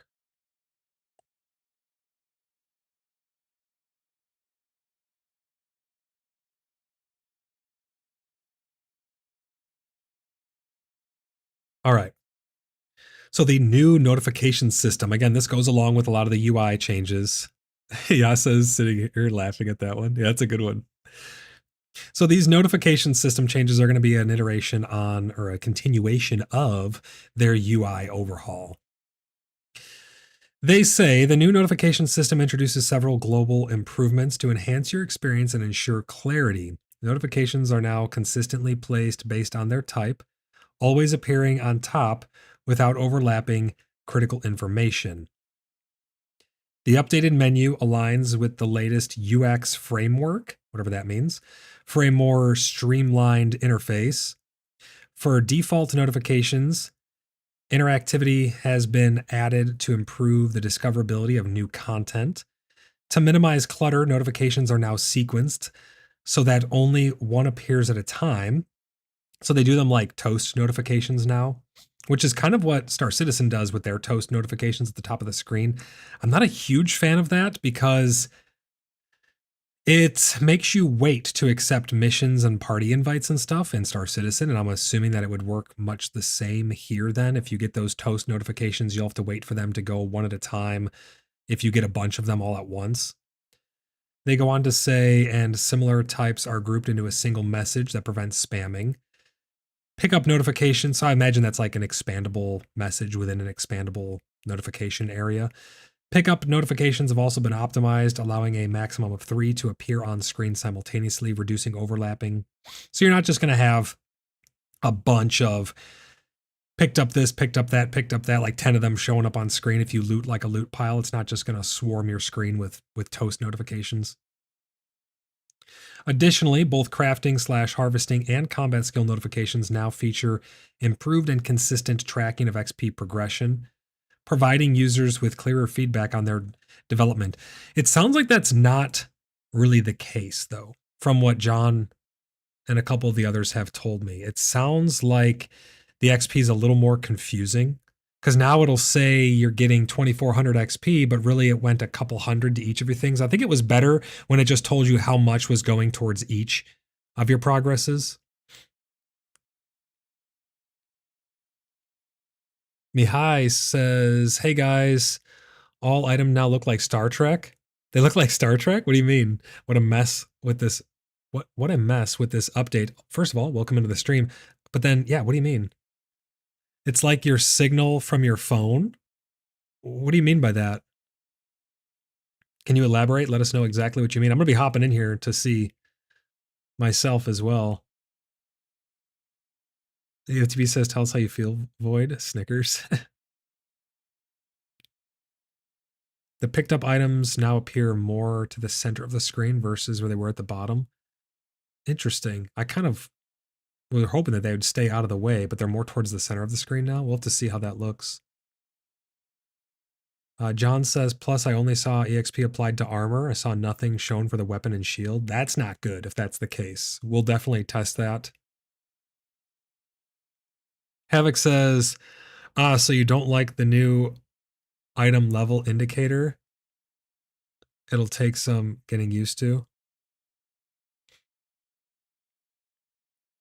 UTB says the 3D updates to a few icons.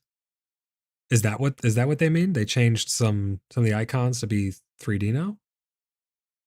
Mihai, let me know what you mean. Oh, Mihai says all items from the inventory have all small arrows with 3 to 5 arrows. Oh yeah, we did see that. Yas says I don't like them in the center, a bit in the way of lots of stuff. Yeah, that's what I would think. If it's more towards the middle, it'd be in the way. I kind of like notifications when they're off on the sides, so that way they're not toasting like right in the middle of your field of view. The item indicators. Oh, okay. Interesting. Yeah, we'll be hopping in here shortly and checking those out. John says, yes, and my helmet is at half durability and is total rust looking. I need to go to a car wash. Wouldn't the car wash rust it more? You need to like put some bacon fat on it or something. Various bug fixes. This patch also has a bunch of bug fixes. Those are down in the patch notes. The full patch notes are at the bottom. We will skim over those as well with you guys. Maven says, I like the notifications off to the side. They are pretty central. So you're saying they're more centralized now, but they're still off to the side? Or you liked how they used to be off to the side more, and now they're in the center more? I mean, I'll be able to see here really soon too once I pop in. Premium status experience. So we have been experiencing the premium experience already. That means that after the game goes full release, if you don't have premium, everything will be 50% harder to achieve, to level up. Maven says they are more centralized now. I want them off to the side more. Yeah, okay, I gotcha. I'd love to see them off to the side. Lone Wolf says another failed MMO that is way too expensive, already paid, and now they want to charge you for plots. Well, we already knew that was going to be the case. We knew that there was going to be a subscription for plots. We just didn't know the full details of it until now. And with no real content going to be dead on arrival, all I can say is good luck. And I mean, a lot of people are in that same boat as well. I think if they can get out some substantial content updates before it goes 1.0, it'd be a lot easier of a sell for sure. But I think there's a lot of people in that same boat. You know, they're going to sit back and wait and see what's going to happen with it. I think that's why they put a 1-year timer on those plots to try and get people to use them all at the beginning. Watson says it's almost dead center, but slightly off to the right. Oh man, that's kind of a shame. I'll have to see what I think of it when I get in game. I haven't actually seen the toast notifications for those yet. I don't like when things are right in my field of view though. It's like you're not seeing the game anymore, and now you're just seeing the UI. And with a game as beautiful as PAX Day, I'd really hope that we would continue to see the beauty of the world and not a bunch of toast notifications popping up in our vision. John says, I'm so happy that the game has been wiped. Sigh. A sign. What do you mean that the game's been wiped? So with this premium status, we've already been experiencing the 50% XP on all activities. But now they've introduced the 50% bonus XP to daily logins, as well as the 50% extra grace from gold offerings.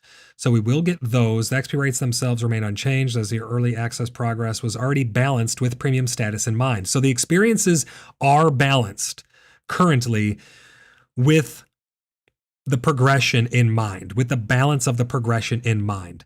So they've already thought about this. They're not going to be like changing the XP rates. They do say that with all things during early access, these values may evolve based on feedback and gameplay data, but they are saying that they have been balancing these experience rates all along with this premium in mind. So the rates that we are experiencing currently are what we can expect when full release comes out, meaning that without the premium, it's going to be 50% harder to acquire any experience in the game, which I think that's pretty abysmal. I'm not playing the game without premium regardless, because that's ridiculous. The game's already such a grind, and without, enough content along the way or interesting dynamic things to keep you intrigued along the way, it's going to be a little barren. And I think that without that 50% XP, it's going to be a very, very long grind. So, I mean, I'm not going to play the game without that XP bonus. Let me know what you guys think about that. Are you going to be playing without a sub? Are you going to be playing with a sub? Are you going to be playing at all? Let me know what you guys think about that, though. That 50% XP, that's steep. That's a lot faster. You're going to be advancing so much faster than your peers if you have that experience. 33% harder is rough, yeah. Well, I mean, it's really confusing because they say it's 33% harder, but right here they say plus 50% XP on all activities. So I would assume that everything was going to be 50% harder for people who don't have the sub, right? Maven says 100% subbing. Let me know what everyone else thinks. Cat died. John, Watson, Havoc. Are you guys, and I'm not talking about like, are you subbing to get the plots? Like, are you playing the game without premium? Would that even be an option? I want to know if, to everybody out there, let's do a poll actually. I'm really curious on this. Start a poll. Would you play without a sub? Or without premium?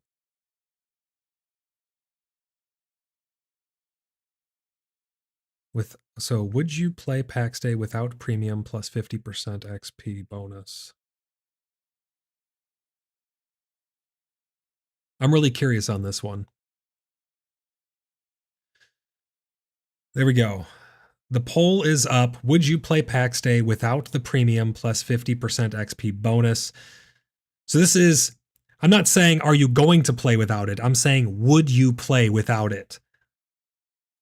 Like, let's say you couldn't afford it, or for whatever reason, you were not a premium member, would you still play the game without that premium? I'm not saying like, hey, I can afford it, but, I would play. I want to know if you would play the game if you could not have that extra 50% XP. So if basically saying if everything was 50% harder and you got 50% less grace and stuff, would you still play the game? That's what that question is.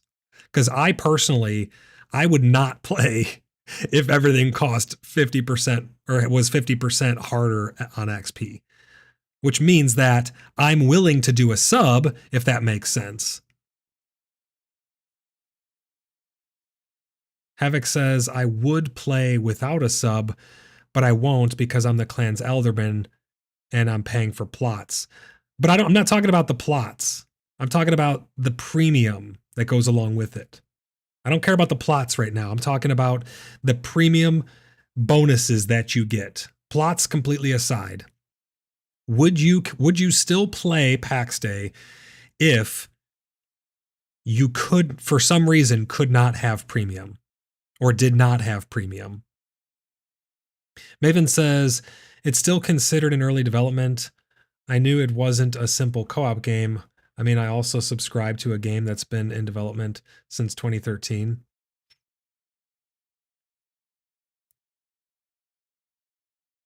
John says, if mainframe takes snap benefits. Havoc says, yes, I could care less about the premium. So my main issue, Thaga says, I would absolutely play without premium XP.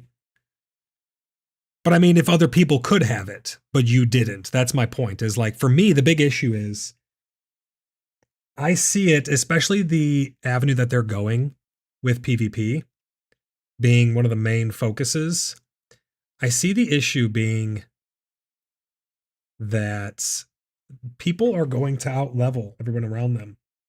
If you don't have that premium, it's going to be really hard for you to keep up. That's why I personally would not play without it. I mean, even leveling your weapon skills, imagine if you had to kill 50% more, you had to earn 50% more XP just to be at the same position you are now with your experience for your weapon skills, let alone your crafting skills. Asa, welcome in to the stream. Watson says, my vote is yes, but it all depends on how the game is at 1.0. I just have to cut down on all the other stupid crap I buy. I mean, you could get it for like $7, so it's not like it's super expensive, but I'm just, for me, I would not play if I didn't have premium. So what that's going to equate over to is I'm absolutely going to have a subscription to have that premium if I'm playing the game, right? That's what that's going to equate over to, because to me, not having that 50 XP, that's really big. I mean, imagine you're in an arms race with another clan for dominance over the PvP, because that's seemingly where the end game is going, and your blacksmith doesn't have the 50% XP bonus. You're 50% behind what the other guys are doing in tangible power because you're not paying for it. That's the problems that I see with it, and we've talked extensively about it before. But Maven says you also don't have to go to PvP or try to keep up with anyone else. You may have the game grinders that are in there for the long haul. Well, you kind of do. I mean, because again, if you want those exclusive end game resources, you need to PvP. And they've made it clear on that at this point now as well, that you're going to need to PvP if you want to have a chance to be able to get those. Now you could argue, oh, well, they can sell it to you on the market stalls. But again, why would they sell an exclusive powerful resource to their enemies? That's like selling your enemies guns in a war to come and fight you. That just doesn't make sense, right? So they're gonna hoard those materials, and is what I would imagine would happen. But yeah, I mean, if you want to get, and we don't know what these trade towns are, we don't know what Lioness 2.0 is going to come out with, but they have said that exclusive resources are coming. So if your blacksmith or your soldiers, if they have 50% less XP, that means you're beat out in the arms race, essentially. Now, for some people, that's really not going to matter. The vast majority of people, I think, don't really care about PvP, and they just want to build houses and roleplay in a valley and go run dungeons and stuff. But they're still going to want to get those endgame resources. So, I mean, it's like they're trying to force people towards getting those exclusive. It's a very strange dynamic that's taking place there. Because the vast majority of people that I've talked with, they don't really care about PvP, to be honest.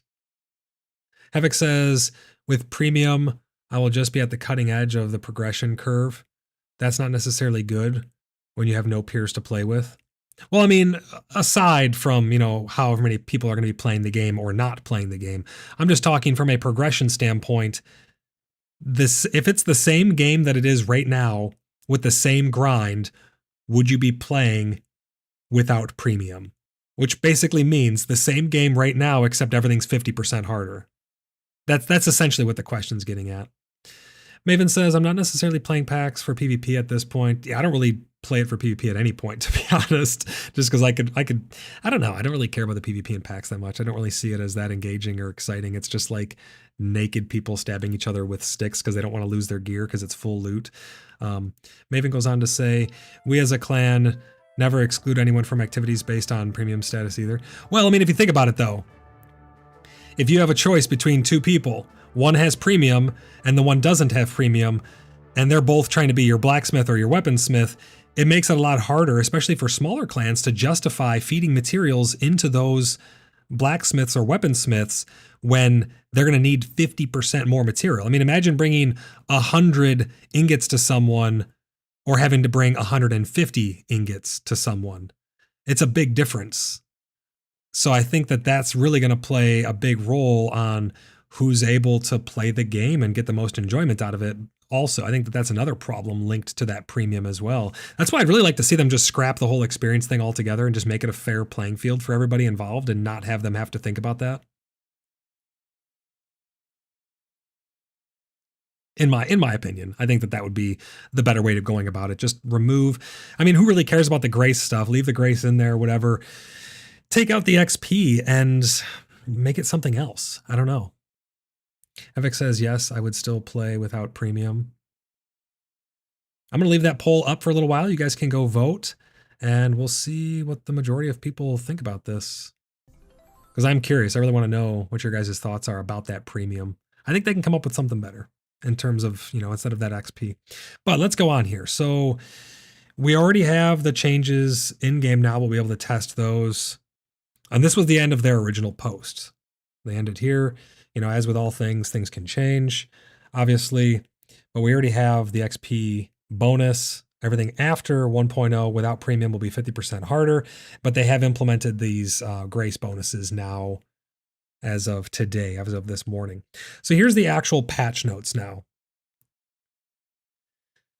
These patch notes went live. These are the full and complete patch notes that went live this morning with this update. They improved the notifications UI and new notification system, added player inventories to the Petro Day, so we'll be able to go see those and see just how much it is for those upgrades of the storage there. Players will now get an icon update notifying that they received new redeeming queue item.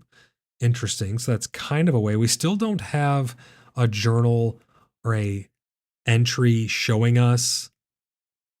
We don't have an entry showing us when we sold stuff, but now you kind of will, because you'll see when things are canceled from the markets. So they're getting there.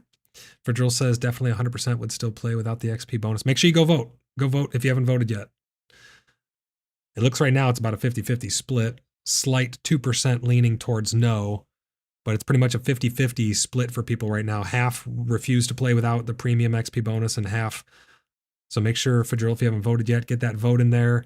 We'll end that poll sometime before the end of the stream, but I'm really curious what you guys think about that stuff. As long as they don't take away the world wipe notification message, right? Darth says, as high as that XP expectation is now for some levels, I don't see why you would pay to play without the XP bonus. If they lowered the grind to something more reasonable, maybe. Yeah, but they've said that they have already balanced it around those numbers. So they're not going to be lowering the grind unless maybe we give them a ton of pushback on it. Any other messages I missed here? Udemy says, here's a thought. Make the elitist pay premium for PvP and let the rest of us play at an enjoyable rate. Wouldn't that be nice? They added a button prompt to the HUD to access the Miracles menu. When XP is gained, a new progress bar is shown on screen. That'll be interesting to see that new progress bar. Starbuck says, reason I wouldn't do it is because pay for play, and I'm against that model. And even more grand, and yeah, I have other games like Star Citizen and Dune to play. And there's something, you know, that's something definitely to consider, is the other competition in the MMO scene right now too. That is definitely something to be cognizant of.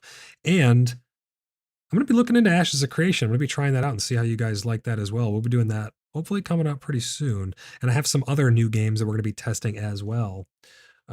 We got into the Noble Legacy content creator program. So I'm going to be showing off Noble Legacy here on the channel. I'll be doing a video on that coming up hopefully pretty soon. I may have some time. I'm going to hop in there and test out all that stuff. Looks to be a pretty cool game. It's single player right now, so still not on the same caliber as PAX or Ashes or Star Citizen or anything like that. I'm not normally against pay to play. Like, I'm not against subscription models, because again, I know I go back to World of Warcraft a lot because it's, you know, you pay $15, you get a lot for it. As long as you're getting something substantial, you know, something that's worth it to you for the cost, I think that, you know, paying a subscription is not a bad thing in my opinion. They added a search bar to the building menu recipes, so that's good. We can actually search for things now. Icon preview is now shown when hovering over items in the construction menu.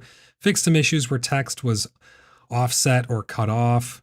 I never really experienced that, but that's good that that stuff's fixed. Fixed an issue that prevented item icons from displaying in the market stalls. I do remember that being an issue. Fixed an issue where Miracle's radial menu bottom referring to the Grace menu was not interactable by left mouse button. John says they have added the world wipe notification to crafting. If you had bought premium, you would have received an additional 15 XP for the nail you are crafting times 200 nails. Wait, that's confusing. Really? We have another Tangia dungeon fired up. Saw, thank you for the Tangia dungeon. Appreciate you. Fadril says, Noble Legacy dev, I'm on the playtest group, said they are now looking at adding co-op to the game. That's great. I wonder, co-op, 2-player co-op, 4-player co-op, 8-player, like what does co-op go to and extensively? I think that game would be really cool with like, even if they go to like 16 or something, 32, it'd be awesome. Each person has their own little kingdoms. You have this whole power dynamic and stuff. It'd be pretty cool to experience. But even if it's just co-op, a couple players, that'd be pretty neat. But I'm going to be reviewing that game, giving you guys my honest opinion on its current state and the future of it coming up here on the channel pretty soon. So make sure you guys are subbed so you don't miss that. I don't know if I'm going to do it live because I don't know if enough people would tune in live to watch that, but I'll definitely be doing a video at least on it.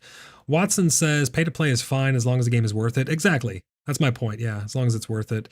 If the game launched as it is in the same or slightly improved level as it is today, I will walk away from the game. And I think a lot of people are in that same boat there, Watson.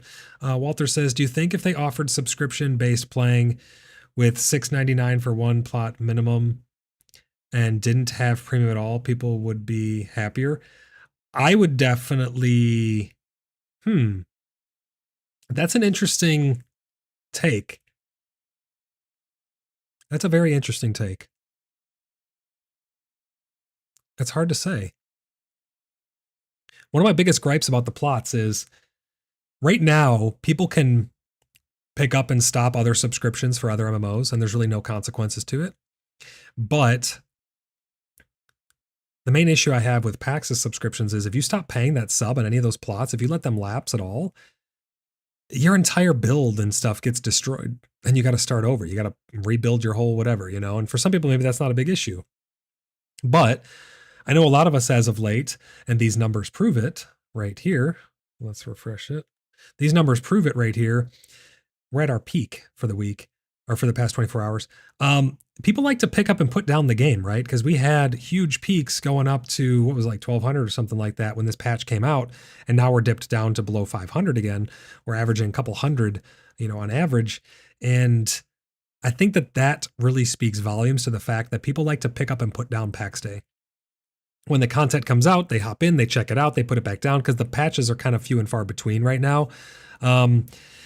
It's a hard sell. You need to have more content being introduced more frequently. And I think that the hardest thing about it is going to be, why would you pay to upkeep a plot for a game that you're not paying? And WoW, you stop your subscription.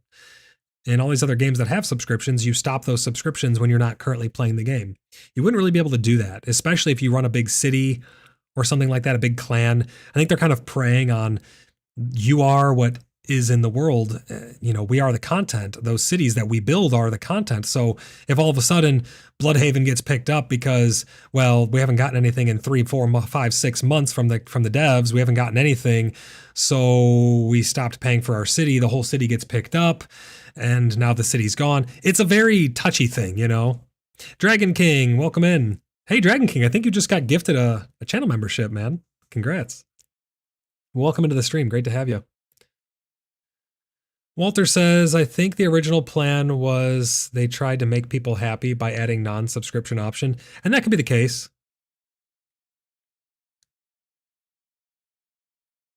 Havoc says, I'm curious about the public market stall permissions. Does that mean I can now list my items for sale in somebody else's stall? That could be huge for the economy. Yes. Only if they allow for public access, though. Only if they allow for public access to the market stall. You're not just going to go to anyone's and put stuff up for sale, because that would be kind of griefy. You could just fill up their market stalls with freaking, I don't know, like wood and stones and stuff. But as long as they have it set to public, you'll be able to, yeah. Which again, more along the lines of, you're not going to want to let your city's plots lapse, because you're going to lose access to all of those markets, that whole entire hub. It's going to be very jarring to see kingdoms rise and fall as people pay for their subscriptions and then stop paying for their subscriptions. I think the world's going to be a much more lonely place, and you're going to see a lot more single plot towers, if I had to guess. Maven says, I wonder if they would eventually allow blueprint saving when buildings to move to the redeeming queue. That would be a big help, for sure. That would definitely be a big help. I don't know how that would work, because you'd have to have the exact same number of plots placed in the exact same manner in order to be able to plot it back down. But that would be interesting. Dune lets you do that right now. You can get a base copying tool and you can copy your base and then paste it somewhere else. So that'd be pretty nice.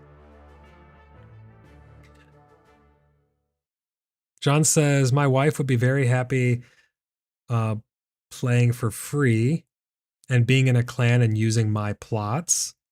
And that's why we need a better permission system as well, John, 100%. Buying a forever plot versus paying monthly.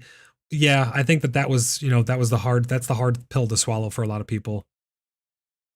Watson says, I personally think the sub shouldn't be tied to how many plots you have, but a flat fee and you choose the plot at purchase as it is right now.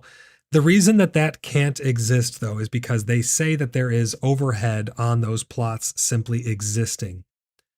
Now, with things like player housing coming to World of Warcraft and the way that Crash, what was that one game you told me about, Crash?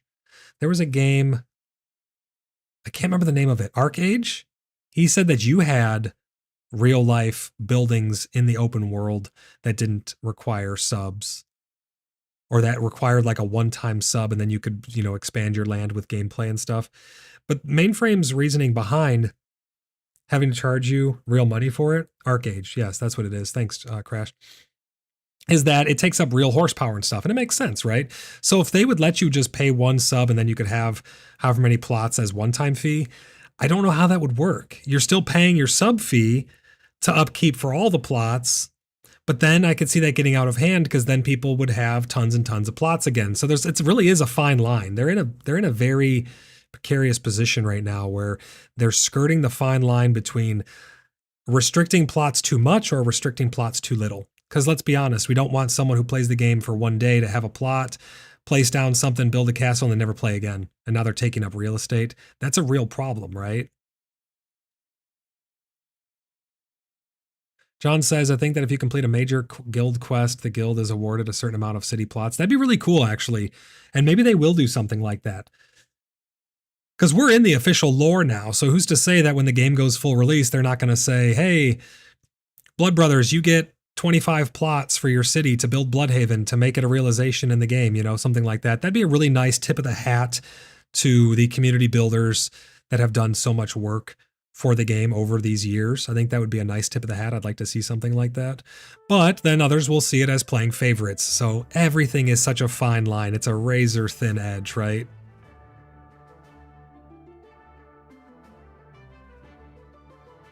All right, so let's see here.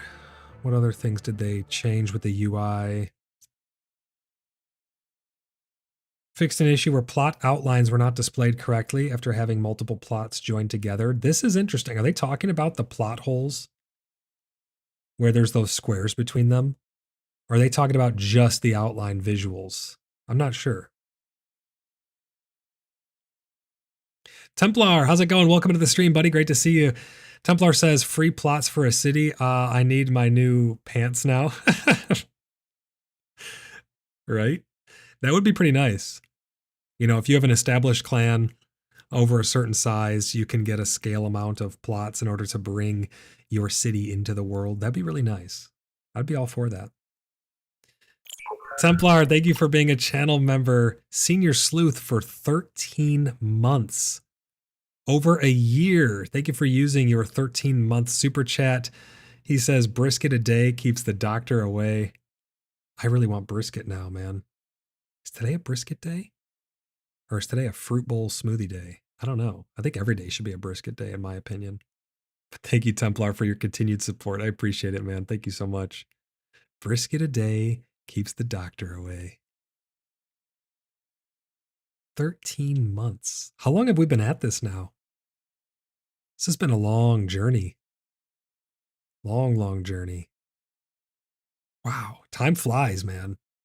I cannot believe that it's been that much time. That's crazy. Fixed an issue where E split key in the split stack window was not functional when using the keyboard. And fixed an issue where chat settings would become unresponsive if a player tried to access them from the general chat. I have noticed that one, so that's good. Journal fixed an issue where some items were only shown as an ingredient in the journal, not a recipe. Fixed an issue where clicking on an ingredient in the recipe would not open the ingredients description. That one was pretty frustrating. Havoc says, where do you need to go to get brisket added to the in-game recipe? Wouldn't that be something? I think we'd need cows first. We have cows in Star Citizen. Maven says, we live in a world where you can have both. That's true, actually. That is a very good point. I don't know why I didn't think of that, actually, Maven. That's a very good point. Watson says they should at least be able to sell an option where people can host their own server. I'm on board with that. I'm super on board with that. That would be a ton of fun. I mean, but you know me. I'm all for private servers. Good to be says pigs and cows. Goat brisket, I guess, but I think brisket in particular talks about cow breast. But goat brisket, I'd be down to try it. What did they do to the market? They added public sell permissions.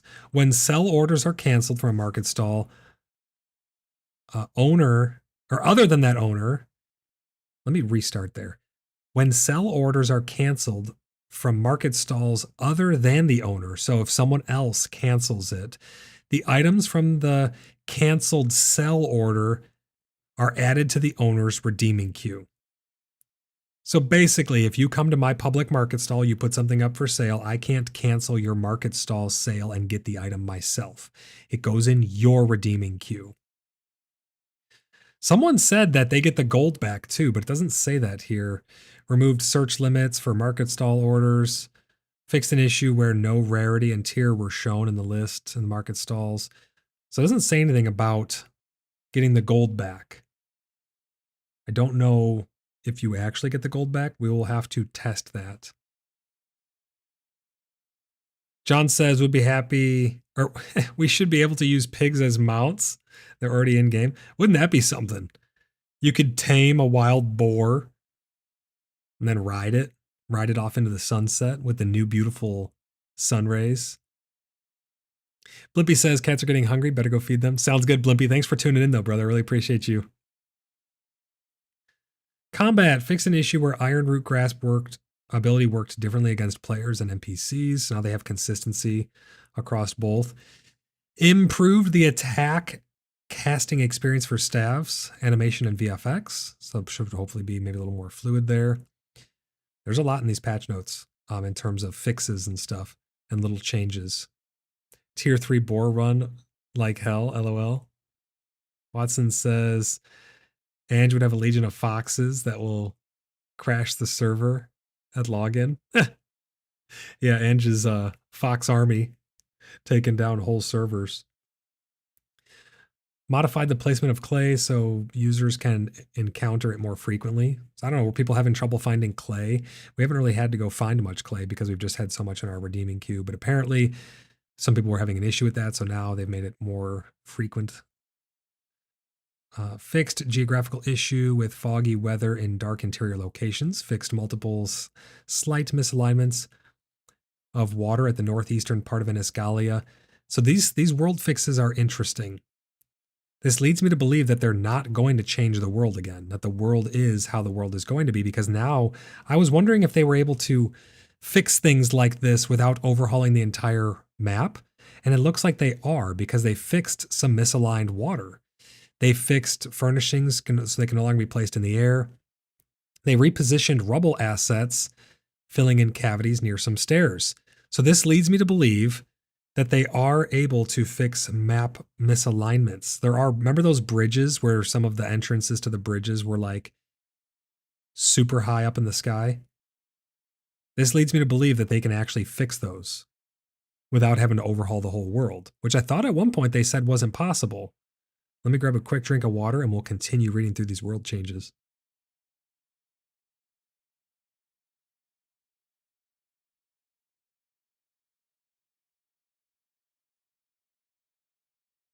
All right, they have various small camp bug fixes. Fix an issue with big rock formations, had collision issues, sometimes appearing near roads. Fix the rotation of some resources so they don't spawn in weird angles. That's a good one because there were some mining nodes that were at very strange angles. Maven says this update made it harder to see what things in my inventory are while playing on my iPad through Steam Link. That's not good. I did notice that some of the icons looked like super washed out. It's like some of the lighting stuff carried over to the UI, maybe. John says, so I have to wander around in the meantime, picking the perfect location. Oh, you're talking about the perfect location to farm stuff? Nightshade Leonard says, apparently it is possible. Wait, what's possible? I think I'm a little bit behind you guys on chat. Maven says, just boosted the UI to 200% to see. I normally go at like 150% because I'm on 1440p. I do that in most games because otherwise the UI elements are a little too small for me. But does it seem like, because from some of those screenshots, it looked like there was some lighting effects carrying over to the UI. There are some miscellaneous fixes and stuff here. Premium status was added to the game. Fixed various issues with some wearable items. Reduced leather roughness globally. Fixed an issue where pressing escape on the loading screen would cause the game to soft lock. Ooh, that's not good at all. Nightshade says modifying the map for fixing little issues like the water. Oh, yeah. It must be possible because that's what they're talking about doing right here. The water, little rubbles and stuff like that. UDB says, Void, your stream reminds me of V Rising and Dune. Stay out of the sun and drink more water. I mean, essentially, right? That's what Dune and V Rising are pretty similar in that regard. John says many of the roads would give mounts a heart attack, like driving through West Virginia. Oh, yeah. I see what you're saying. Fix an issue where repeatedly opening and closing the miracle menu would cause the game to crash. That's good. Fix an issue which causes some bodies of water to flicker. Fixed VFX for taunt and ambush spells. Improved the VX and stances. Protective stances no longer look like a defensive stance. Wool fiber icon now brighter and matches the 3D model. Improved appearance for various icons and animal icons. So they did change some icons and stuff here again. I know people are going to joke about that. Fixed some typos in text. Added some arrows. Added sound for arrows being knocked onto the bow whilst reloading. That's cool. That's going to add a lot for immersion. Added missing localization for multiple text and control/settings. Fixed an issue where characters' eyes were looking up too much, especially in combat mode. I mean, their eyes were looking up too much? I guess I'd never seen that. I never really looked at someone's eyes while fighting. Fixed the issue where the sound of Breath of Balance never ended. That's a big issue. I hope that some of these changes actually fix the ongoing performance issue. It seems like when the game runs for like a half hour, it starts to get really, really laggy, and then you have to log out and log back in. And just gifted 10 Inner Sleuth membership.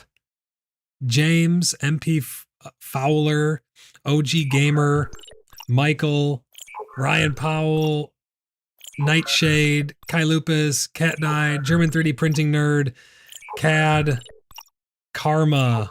You guys all just got 1 month of membership here on the channel. Thank you so much. 10 gifted memberships. They are rolling out now to you guys. Again, link your YouTube to your Discord and you'll get perks over on the CBU Discord as well.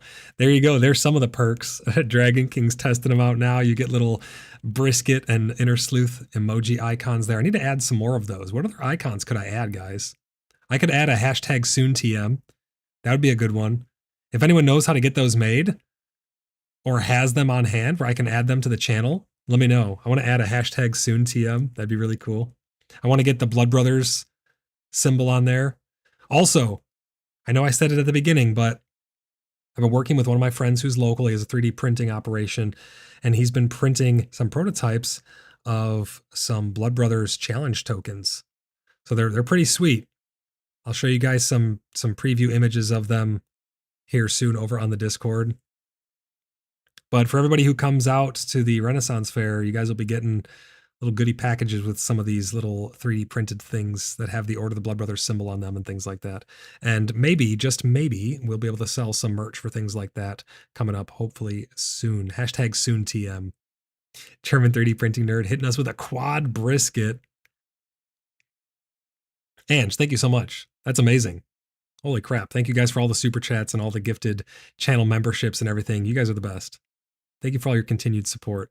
If you guys want to join the cool club, click that join button down below. Become a channel member yourself and support my work and my ability to stay independent to bring you guys the real news. What else did they fix? They fixed the bore hurt sound, fixed localization issue button becoming illegible with translated text when it was too long. Fixed an issue where player characters' crafting ability could be blocked if crafting when the crafter was destroyed by another player. Oh, that's a big one. Fixed an issue where rubber banding and lagging in the wildlands. Interesting. That could potentially be a big one. Maven says, "Oh my god, have you seen the new visual for Hero Sausage?" I have not. Is it good? Is it awesome? Or is it weird? I've not seen it yet. I haven't had a chance to pop in just yet. I'm going to be popping on with you guys to do the hump day adventures here in a little bit. I need to get some food after this stream, though. We've been going for 2.5 hours almost now, guys. But that rubber banding and lag issue in the wildlands, that's been happening in the heartlands as well, like in the home valleys. So I wonder if that'll help us in the home valleys. Maybe that helps with...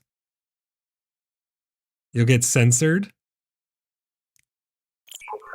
And thank you for the super chat.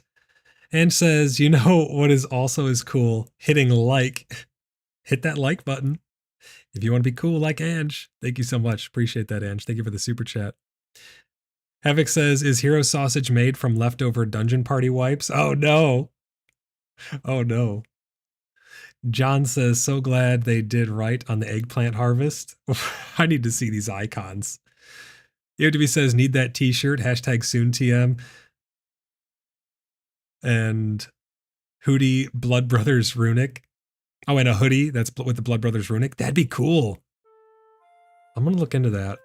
We'll see how these little doodads and trinkets go. Man, having some Blood Brothers runic hoodies, that would be really cool. I'm going to try and see if I can get that done before the 30th. Maybe I'll bring a couple with.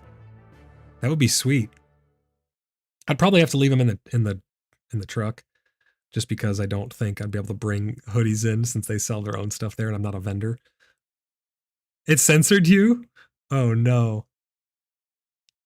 Sa says, I mean, I can hit the light button again, but it'll just take it off. No, don't do that. You gotta leave it on. Maven says it's about a 7-inch long. Oh no. Oh no. I gotta see these icons. John says, not gonna look. I gotta see these icons, guys. But yeah, I wonder if this rubber band issue fix is gonna fix that in the home valleys as well. Fix an issue with some spell descriptions displaying the duration instead of the value. And then here's all the known issues. If you guys have not voted on that poll, I'm gonna end the poll here in a couple minutes. So go vote in that poll. Tom Seaton, how's it going? Welcome in, brother. Great to have you here. And says, Tom. I could have started a boss fight, but we don't have enough people. Oh, for the on Tangia? Yeah, you need so many people for that. It's crazy. Watson says, hey, let us know when you have Blood Brothers challenge coins. So these first ones are going to be little 3D printed ones. These are like, my buddy's got a 3D printing business. Oh, Tangia Dungeon is fired up. She stands alone so far. Everybody hop into that Tangia Dungeon with the boss fight. This is going to be an interesting one. Maven says my Tangia is not letting me join. Try refreshing it. Hurry. 20 seconds. 19, 18, 17.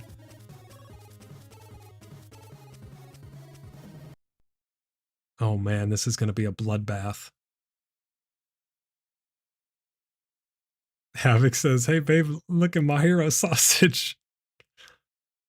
I think hoodies would be pretty cool with the Blood Brothers runic sigil on them.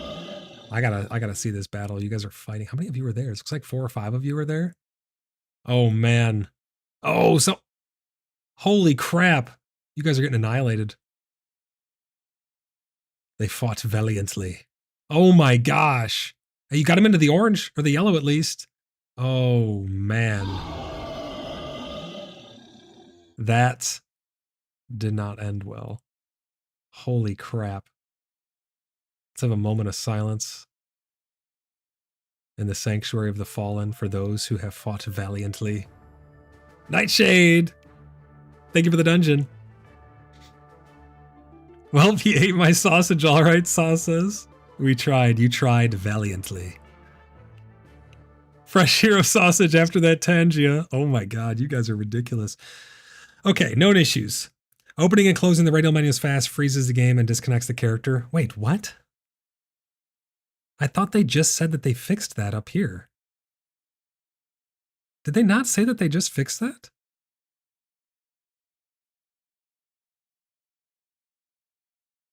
I could have sworn that up here they said that they fixed that issue.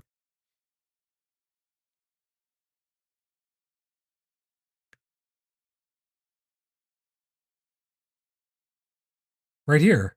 Fix an issue where rapidly opening and closing the miracle menu would cause the game to crash.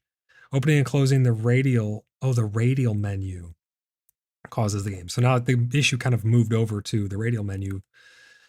Sometimes the game crashes when teleporting to the Tower of Emrys Gateway, Ancient Province. That's not good.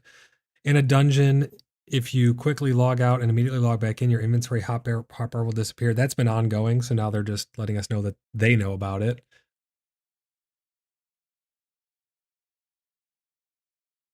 Maven says it gets more expensive to buy storage at the patch a day. It looks eternal. So it doesn't go away. Interesting. That's very interesting because that's not all that expensive. But if it stays permanently, hey, I mean, cool. One little sink of grace, 375 or something like that. It's not too bad. Not too bad at all. Miscellaneous. Corrupted wolves in the dungeons cannot be skinned. Sometimes, well, that's already been an issue as well. They're just now acknowledging it. Sometimes, rarely, reviving players doesn't work in dungeons. We have experienced that as well. Does not look like a term. 10, 20, 30, 40, 50, 60 grace. That's all? That's not too bad. Sounds like a WoW bank tab then. Yeah, it's kind of like, you get the one-time unlock, a little bit of a sync. Hey, I'm down with that. A lot of storage for us. I mean, what's our biggest storage device or storage container we have currently? It's those tall cabinets, right? And how many do those hold? Because this thing holds 80 slots. That's a lot. Nightshade Leonard says, I just rapidly open and close the emote radial, no crashes or soft locks. That's good. John says, corrupted wolves, not skinnable. Where are you going to get your larvae? I don't think you got the larvae from skinning them. I think you get the larvae from looting them, right? It's climbing exponentially a lot for non-sub players if you think about it. Oh, is it still going up? So how much is the total cost to get all of them unlocked? Does it double every time? Or is it even more than that? Tall cabinets, 38 slots? Yeah, so I mean, that's crazy, dude. I'd like to see bigger storage on our end. Maybe we could have a blessed crate that you could dump grace into that would increase its storage capacity. So that way we just don't have to have 10 million containers. That would be really nice. You craft this rare magical chest, and then you put it down, and then you can offer up grace to increase its storage on your own property. That would be really nice. I'd like to see that. Tall cabinets are 38. Maven says I stopped. Grace pour now. How much grace have you spent? Because I have like 6,000 or 7,000 grace or something ridiculous like that. So how much grace did it actually end up costing you? You haven't earned any more grace, apparently. You just poured 160 grace. You have 70 slots. Oh, okay. So it's not that bad then. 160 grace to get 70 slots. They said it goes up to 80. Deity cut me off since I didn't pass him an envelope. Maven says, wow, I stopped at 10, 20, 30, 40, 50. That's how much grace it cost you, or that's how many slots you got? Because, I mean, even if you pay like 1,000 grace, to have 80 slots permanently. That's pretty decent. Nightshade says 5, 10, 20, 30, 40, 50, 60, 70 so far for the steps. Okay. So that gets you up to 80 slots. So if you add all of that up, that's the total grace requirement to go all the way to 80 slots.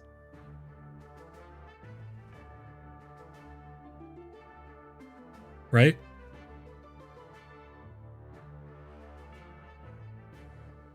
So that would be 285 grace only.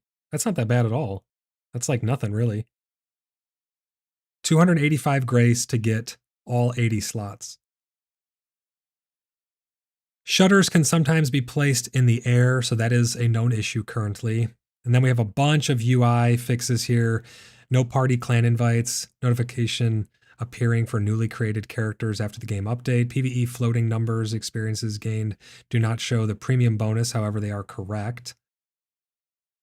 Wait a second. So the PvE floating number experience gains don't show. Oh, okay. So how they do it for the grace currently, where you'll use grace and it'll tell you how many extra you're getting from the blessing.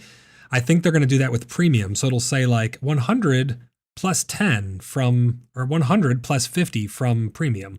Right now, it just shows you the total, 150. It doesn't show you what came from premium. So the numbers are correct still. Wait, so how can you still buy more though, Nightshade, if you already have 80 slots unlocked?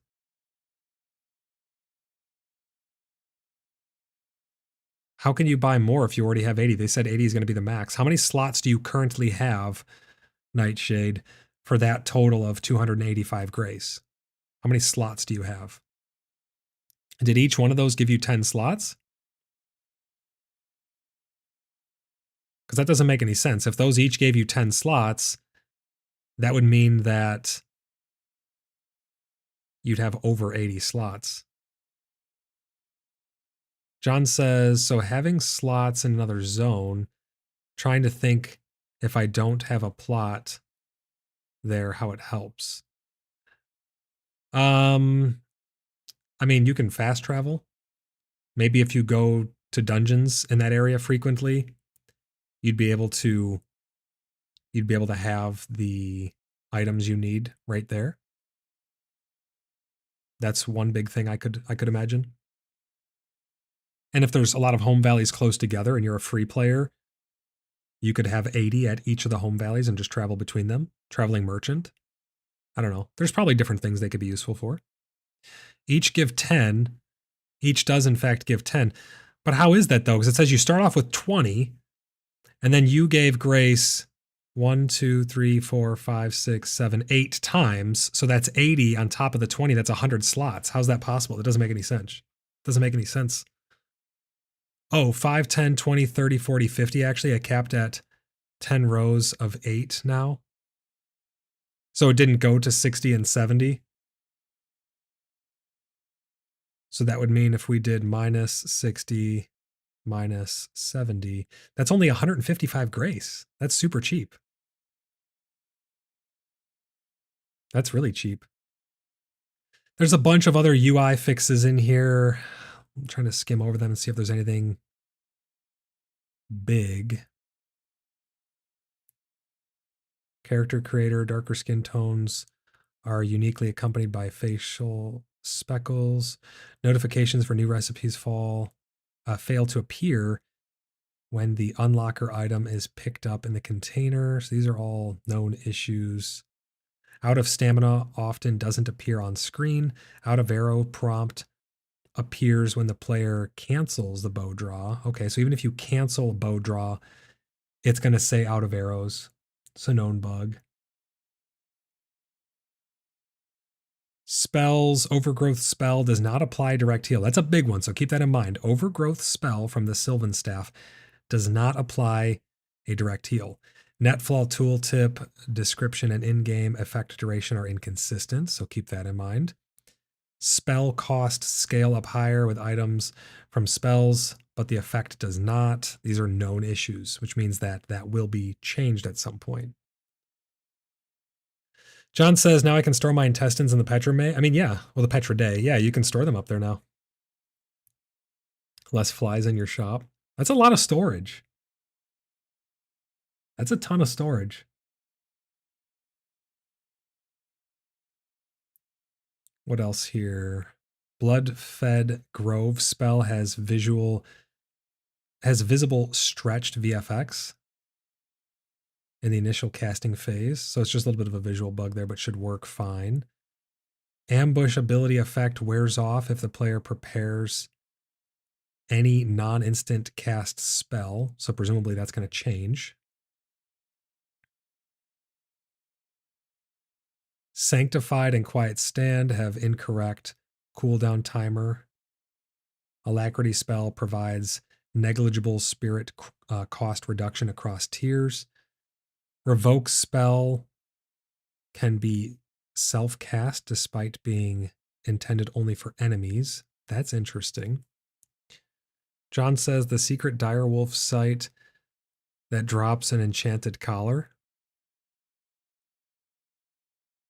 Kilo, how's it going? Kilo Jack, welcome in. Beware the caves. There are invisible floors. Oh no. Do you lose your stuff? Holy crap, I'm seeing that image that Nightshade just shared over on the official CBU Discord. That is crazy looking. That is quite the visual bug. Watson says, man, no one use Hero Sausage while streaming. You might get XXX rating. Oh no. Does it look that bad? Yeah, Nightshade, I just saw that. That's crazy, man. That visual effects issue. All right, what other issues here? Iron Root Grasp area of effect indicator clips into the terrain. Spell cooldowns may be misleading. So a lot of spell issues going on right now. Zephyr of Life spell triggers its effect one more time than indicated in the description. Blood-fed Grove spell ability indicate icon missing above the health bar, causing inconsistency.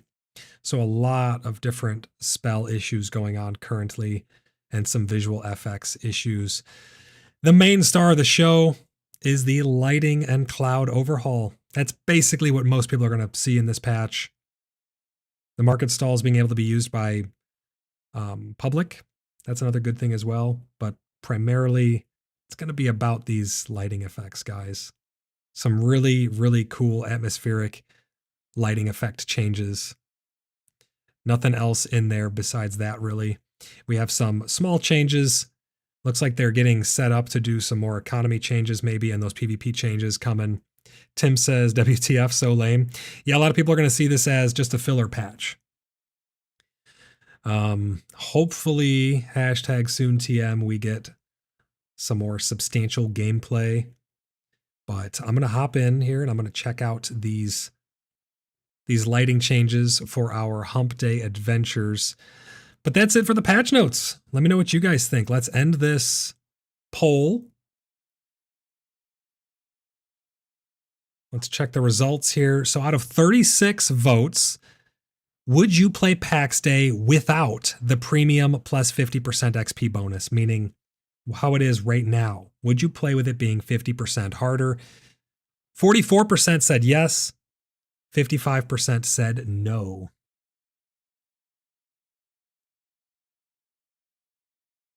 So there you have it. 55% of 36 people said no, they would not play the game without that premium. Dragon says the clouds look good. I'm glad. John says, I hate to see the graphics when they add peaches. Oh my God, you mean for the icons? But let me know what you guys think about this update overall. I think this is just, they say here, it's just a small update. This is not, a big new iteration on a verse. This is verse 3, part 2. Hopefully we get verse 4 here in the next couple weeks. But as always, I'm going to be here with you guys every step of the way, talking about all of these new things that are being added into PAX Day. But I'm going to go get some food here before our Hump Day adventures. We're going to run around for a couple hours, have some fun in PAX Day, checking out all of these new graphical changes. Head on over to the Discord so you guys can hang out with us. Come on these little runs with us. Everyone's welcome to come on the Hump Day adventures. Make sure you guys get your applications in early if you want to join the Fellowship of the Free Cities. That's our RP initiative. Make sure you guys get your applications in early to join the Order of the Blood Brothers. We get a lot of applications when new patches come out. So on the next big update, there's going to be a big influx of people coming to join the Order of the Blood Brothers. Make sure you guys get those applications in early so we can get you processed in a timely fashion. Fadril says, in my opinion, I think the lower clouds could be prelude to the future weather update. I hope so, but I mean, I don't have a lot of faith in that, considering that they took weather off the roadmap. You'd think that it would have been on the coming later part of the roadmap, but they took it off entirely. I don't know why. I hope that it is alluding to weather. I mean, you would think it would have to, right? And in and of itself, it's almost like having weather. It's just not precipitation, right? So fingers crossed. Fingers crossed for a big, juicy weather update and our mounts and all of the things we've been waiting for. This is like a patch to hold us over. But let me know what you guys think about this down in the comments below. If you're watching this in the future, make sure you guys are subscribed so you don't miss any of my live streams. Come and join us over on Discord. Have some fun. We've been testing out all kinds of other different games. We're going to be hopping into Ashes of Creation, hopefully pretty soon. We're doing a lot of Star Citizen. We have a lot of fun games that we've been playing. We're going to be doing World of Warcraft in the fall with their player housing to test that out. We've been testing out all kinds of other games. Noble Legacy is coming up here on the channel as well. But if you're a part of the Discord, you can hang out with us and chat with us in all the common spaces to have some fun. And we host private servers for all kinds of different games. So if you guys want to get in on those private servers, come and get an application in, come become a verified CBU member. And I look forward to hanging out with you guys over there on Discord. But we are going to be getting ready for our Hump Day adventures here very soon. I'm going to go get some food, and then I'm going to get everything situated to get dialed in with you guys. I think it's going to be a little bit later this evening. Let me check the actual posted time. 1 second here. Public Events PD is going to be in 4 hours. 7 p.m. Central Standard Time. Looks like we got 9 people signed up currently. If you guys want to come out on some adventures with us, go over there and sign up. Everyone is welcome to check that button. It is under Public Events PD. And then on Fridays, we have our fun little party game day. That's been a ton of fun to play. Headliners, last train out of Wormtown with everybody. Again, coming up on the 30th, we're going to be at the Bristol Renaissance Fair.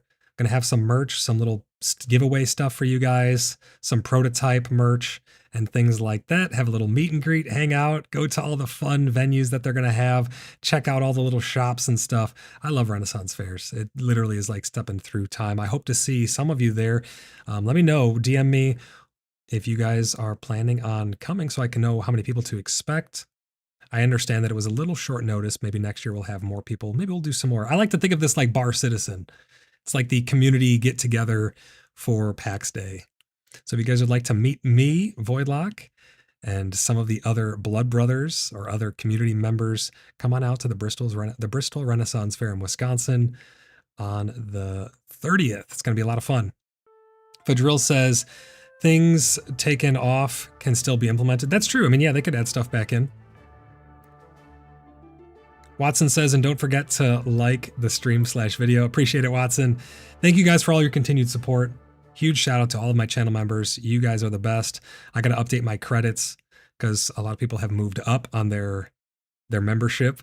So I gotta move you guys up. Mojo, you're actually down 1 tier on the credits right now, but I gotta move you up on there, brother. Really appreciate you being a part of the Sleuth Squad, the highest donation tier. You guys are the best, and you are the reason why I'm able to bring you guys the honest truth on things like this and just have open dialogue and open conversation. I can't be bought and paid.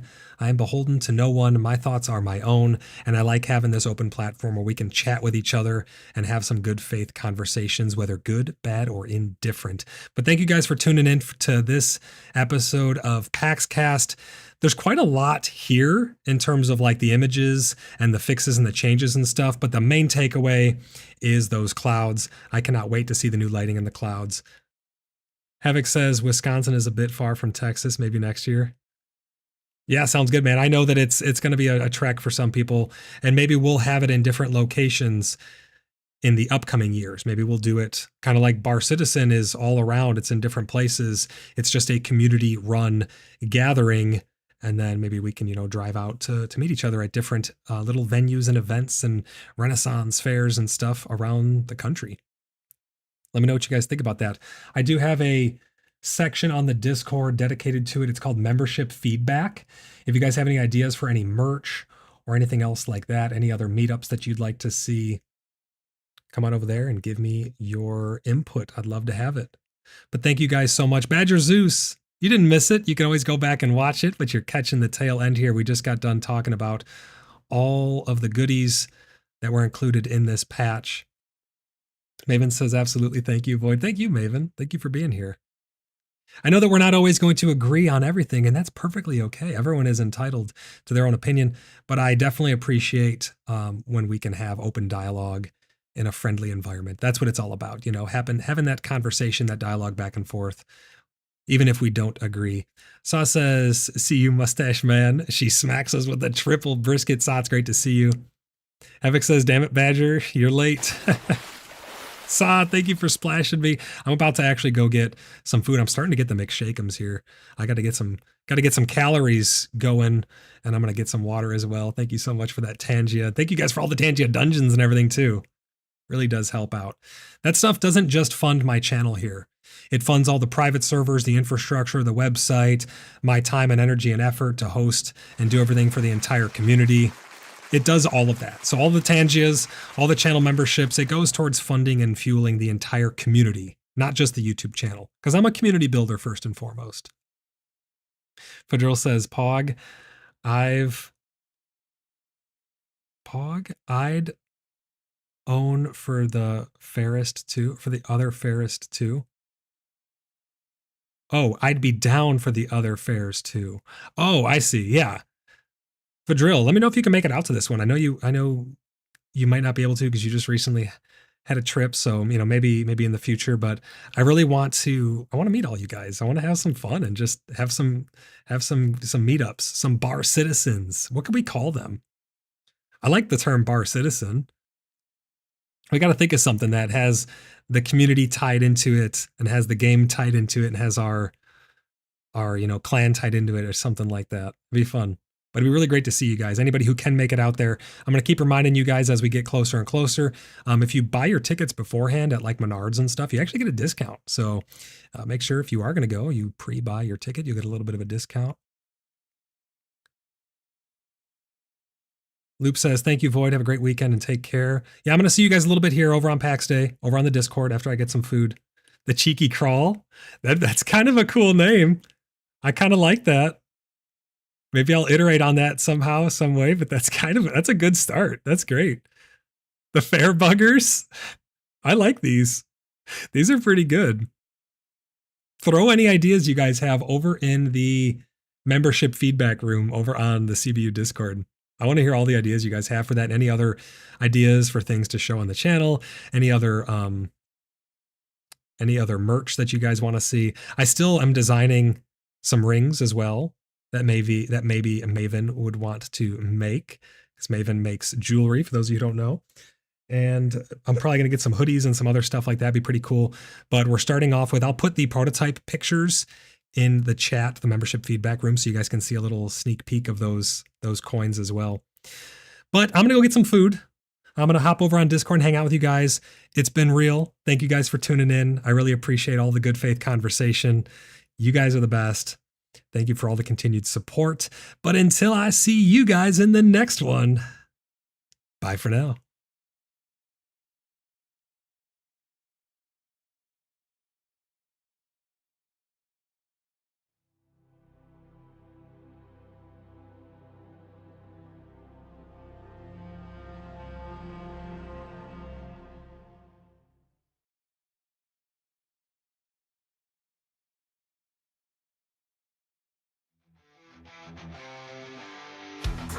set on the grill, now fill our bellies deep.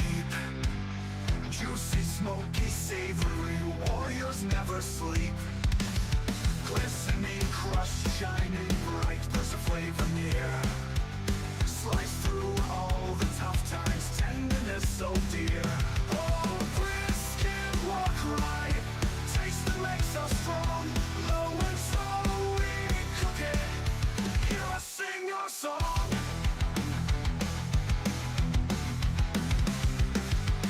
With smoky scents arising, spices dance in air. Caramel crust inviting, brisket brings us there. Oh, brisket, walk right, taste that makes us strong. Low and slow we cook it, hear us sing our song. Our song.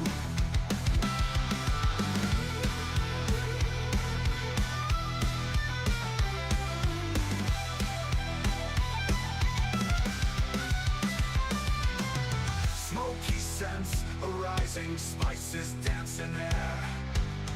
Caramel crust inviting, brisket brings us there. Oh, brisket, walk right, flavored in each bite. Symphony of seasons makes our songs ignite. Of song.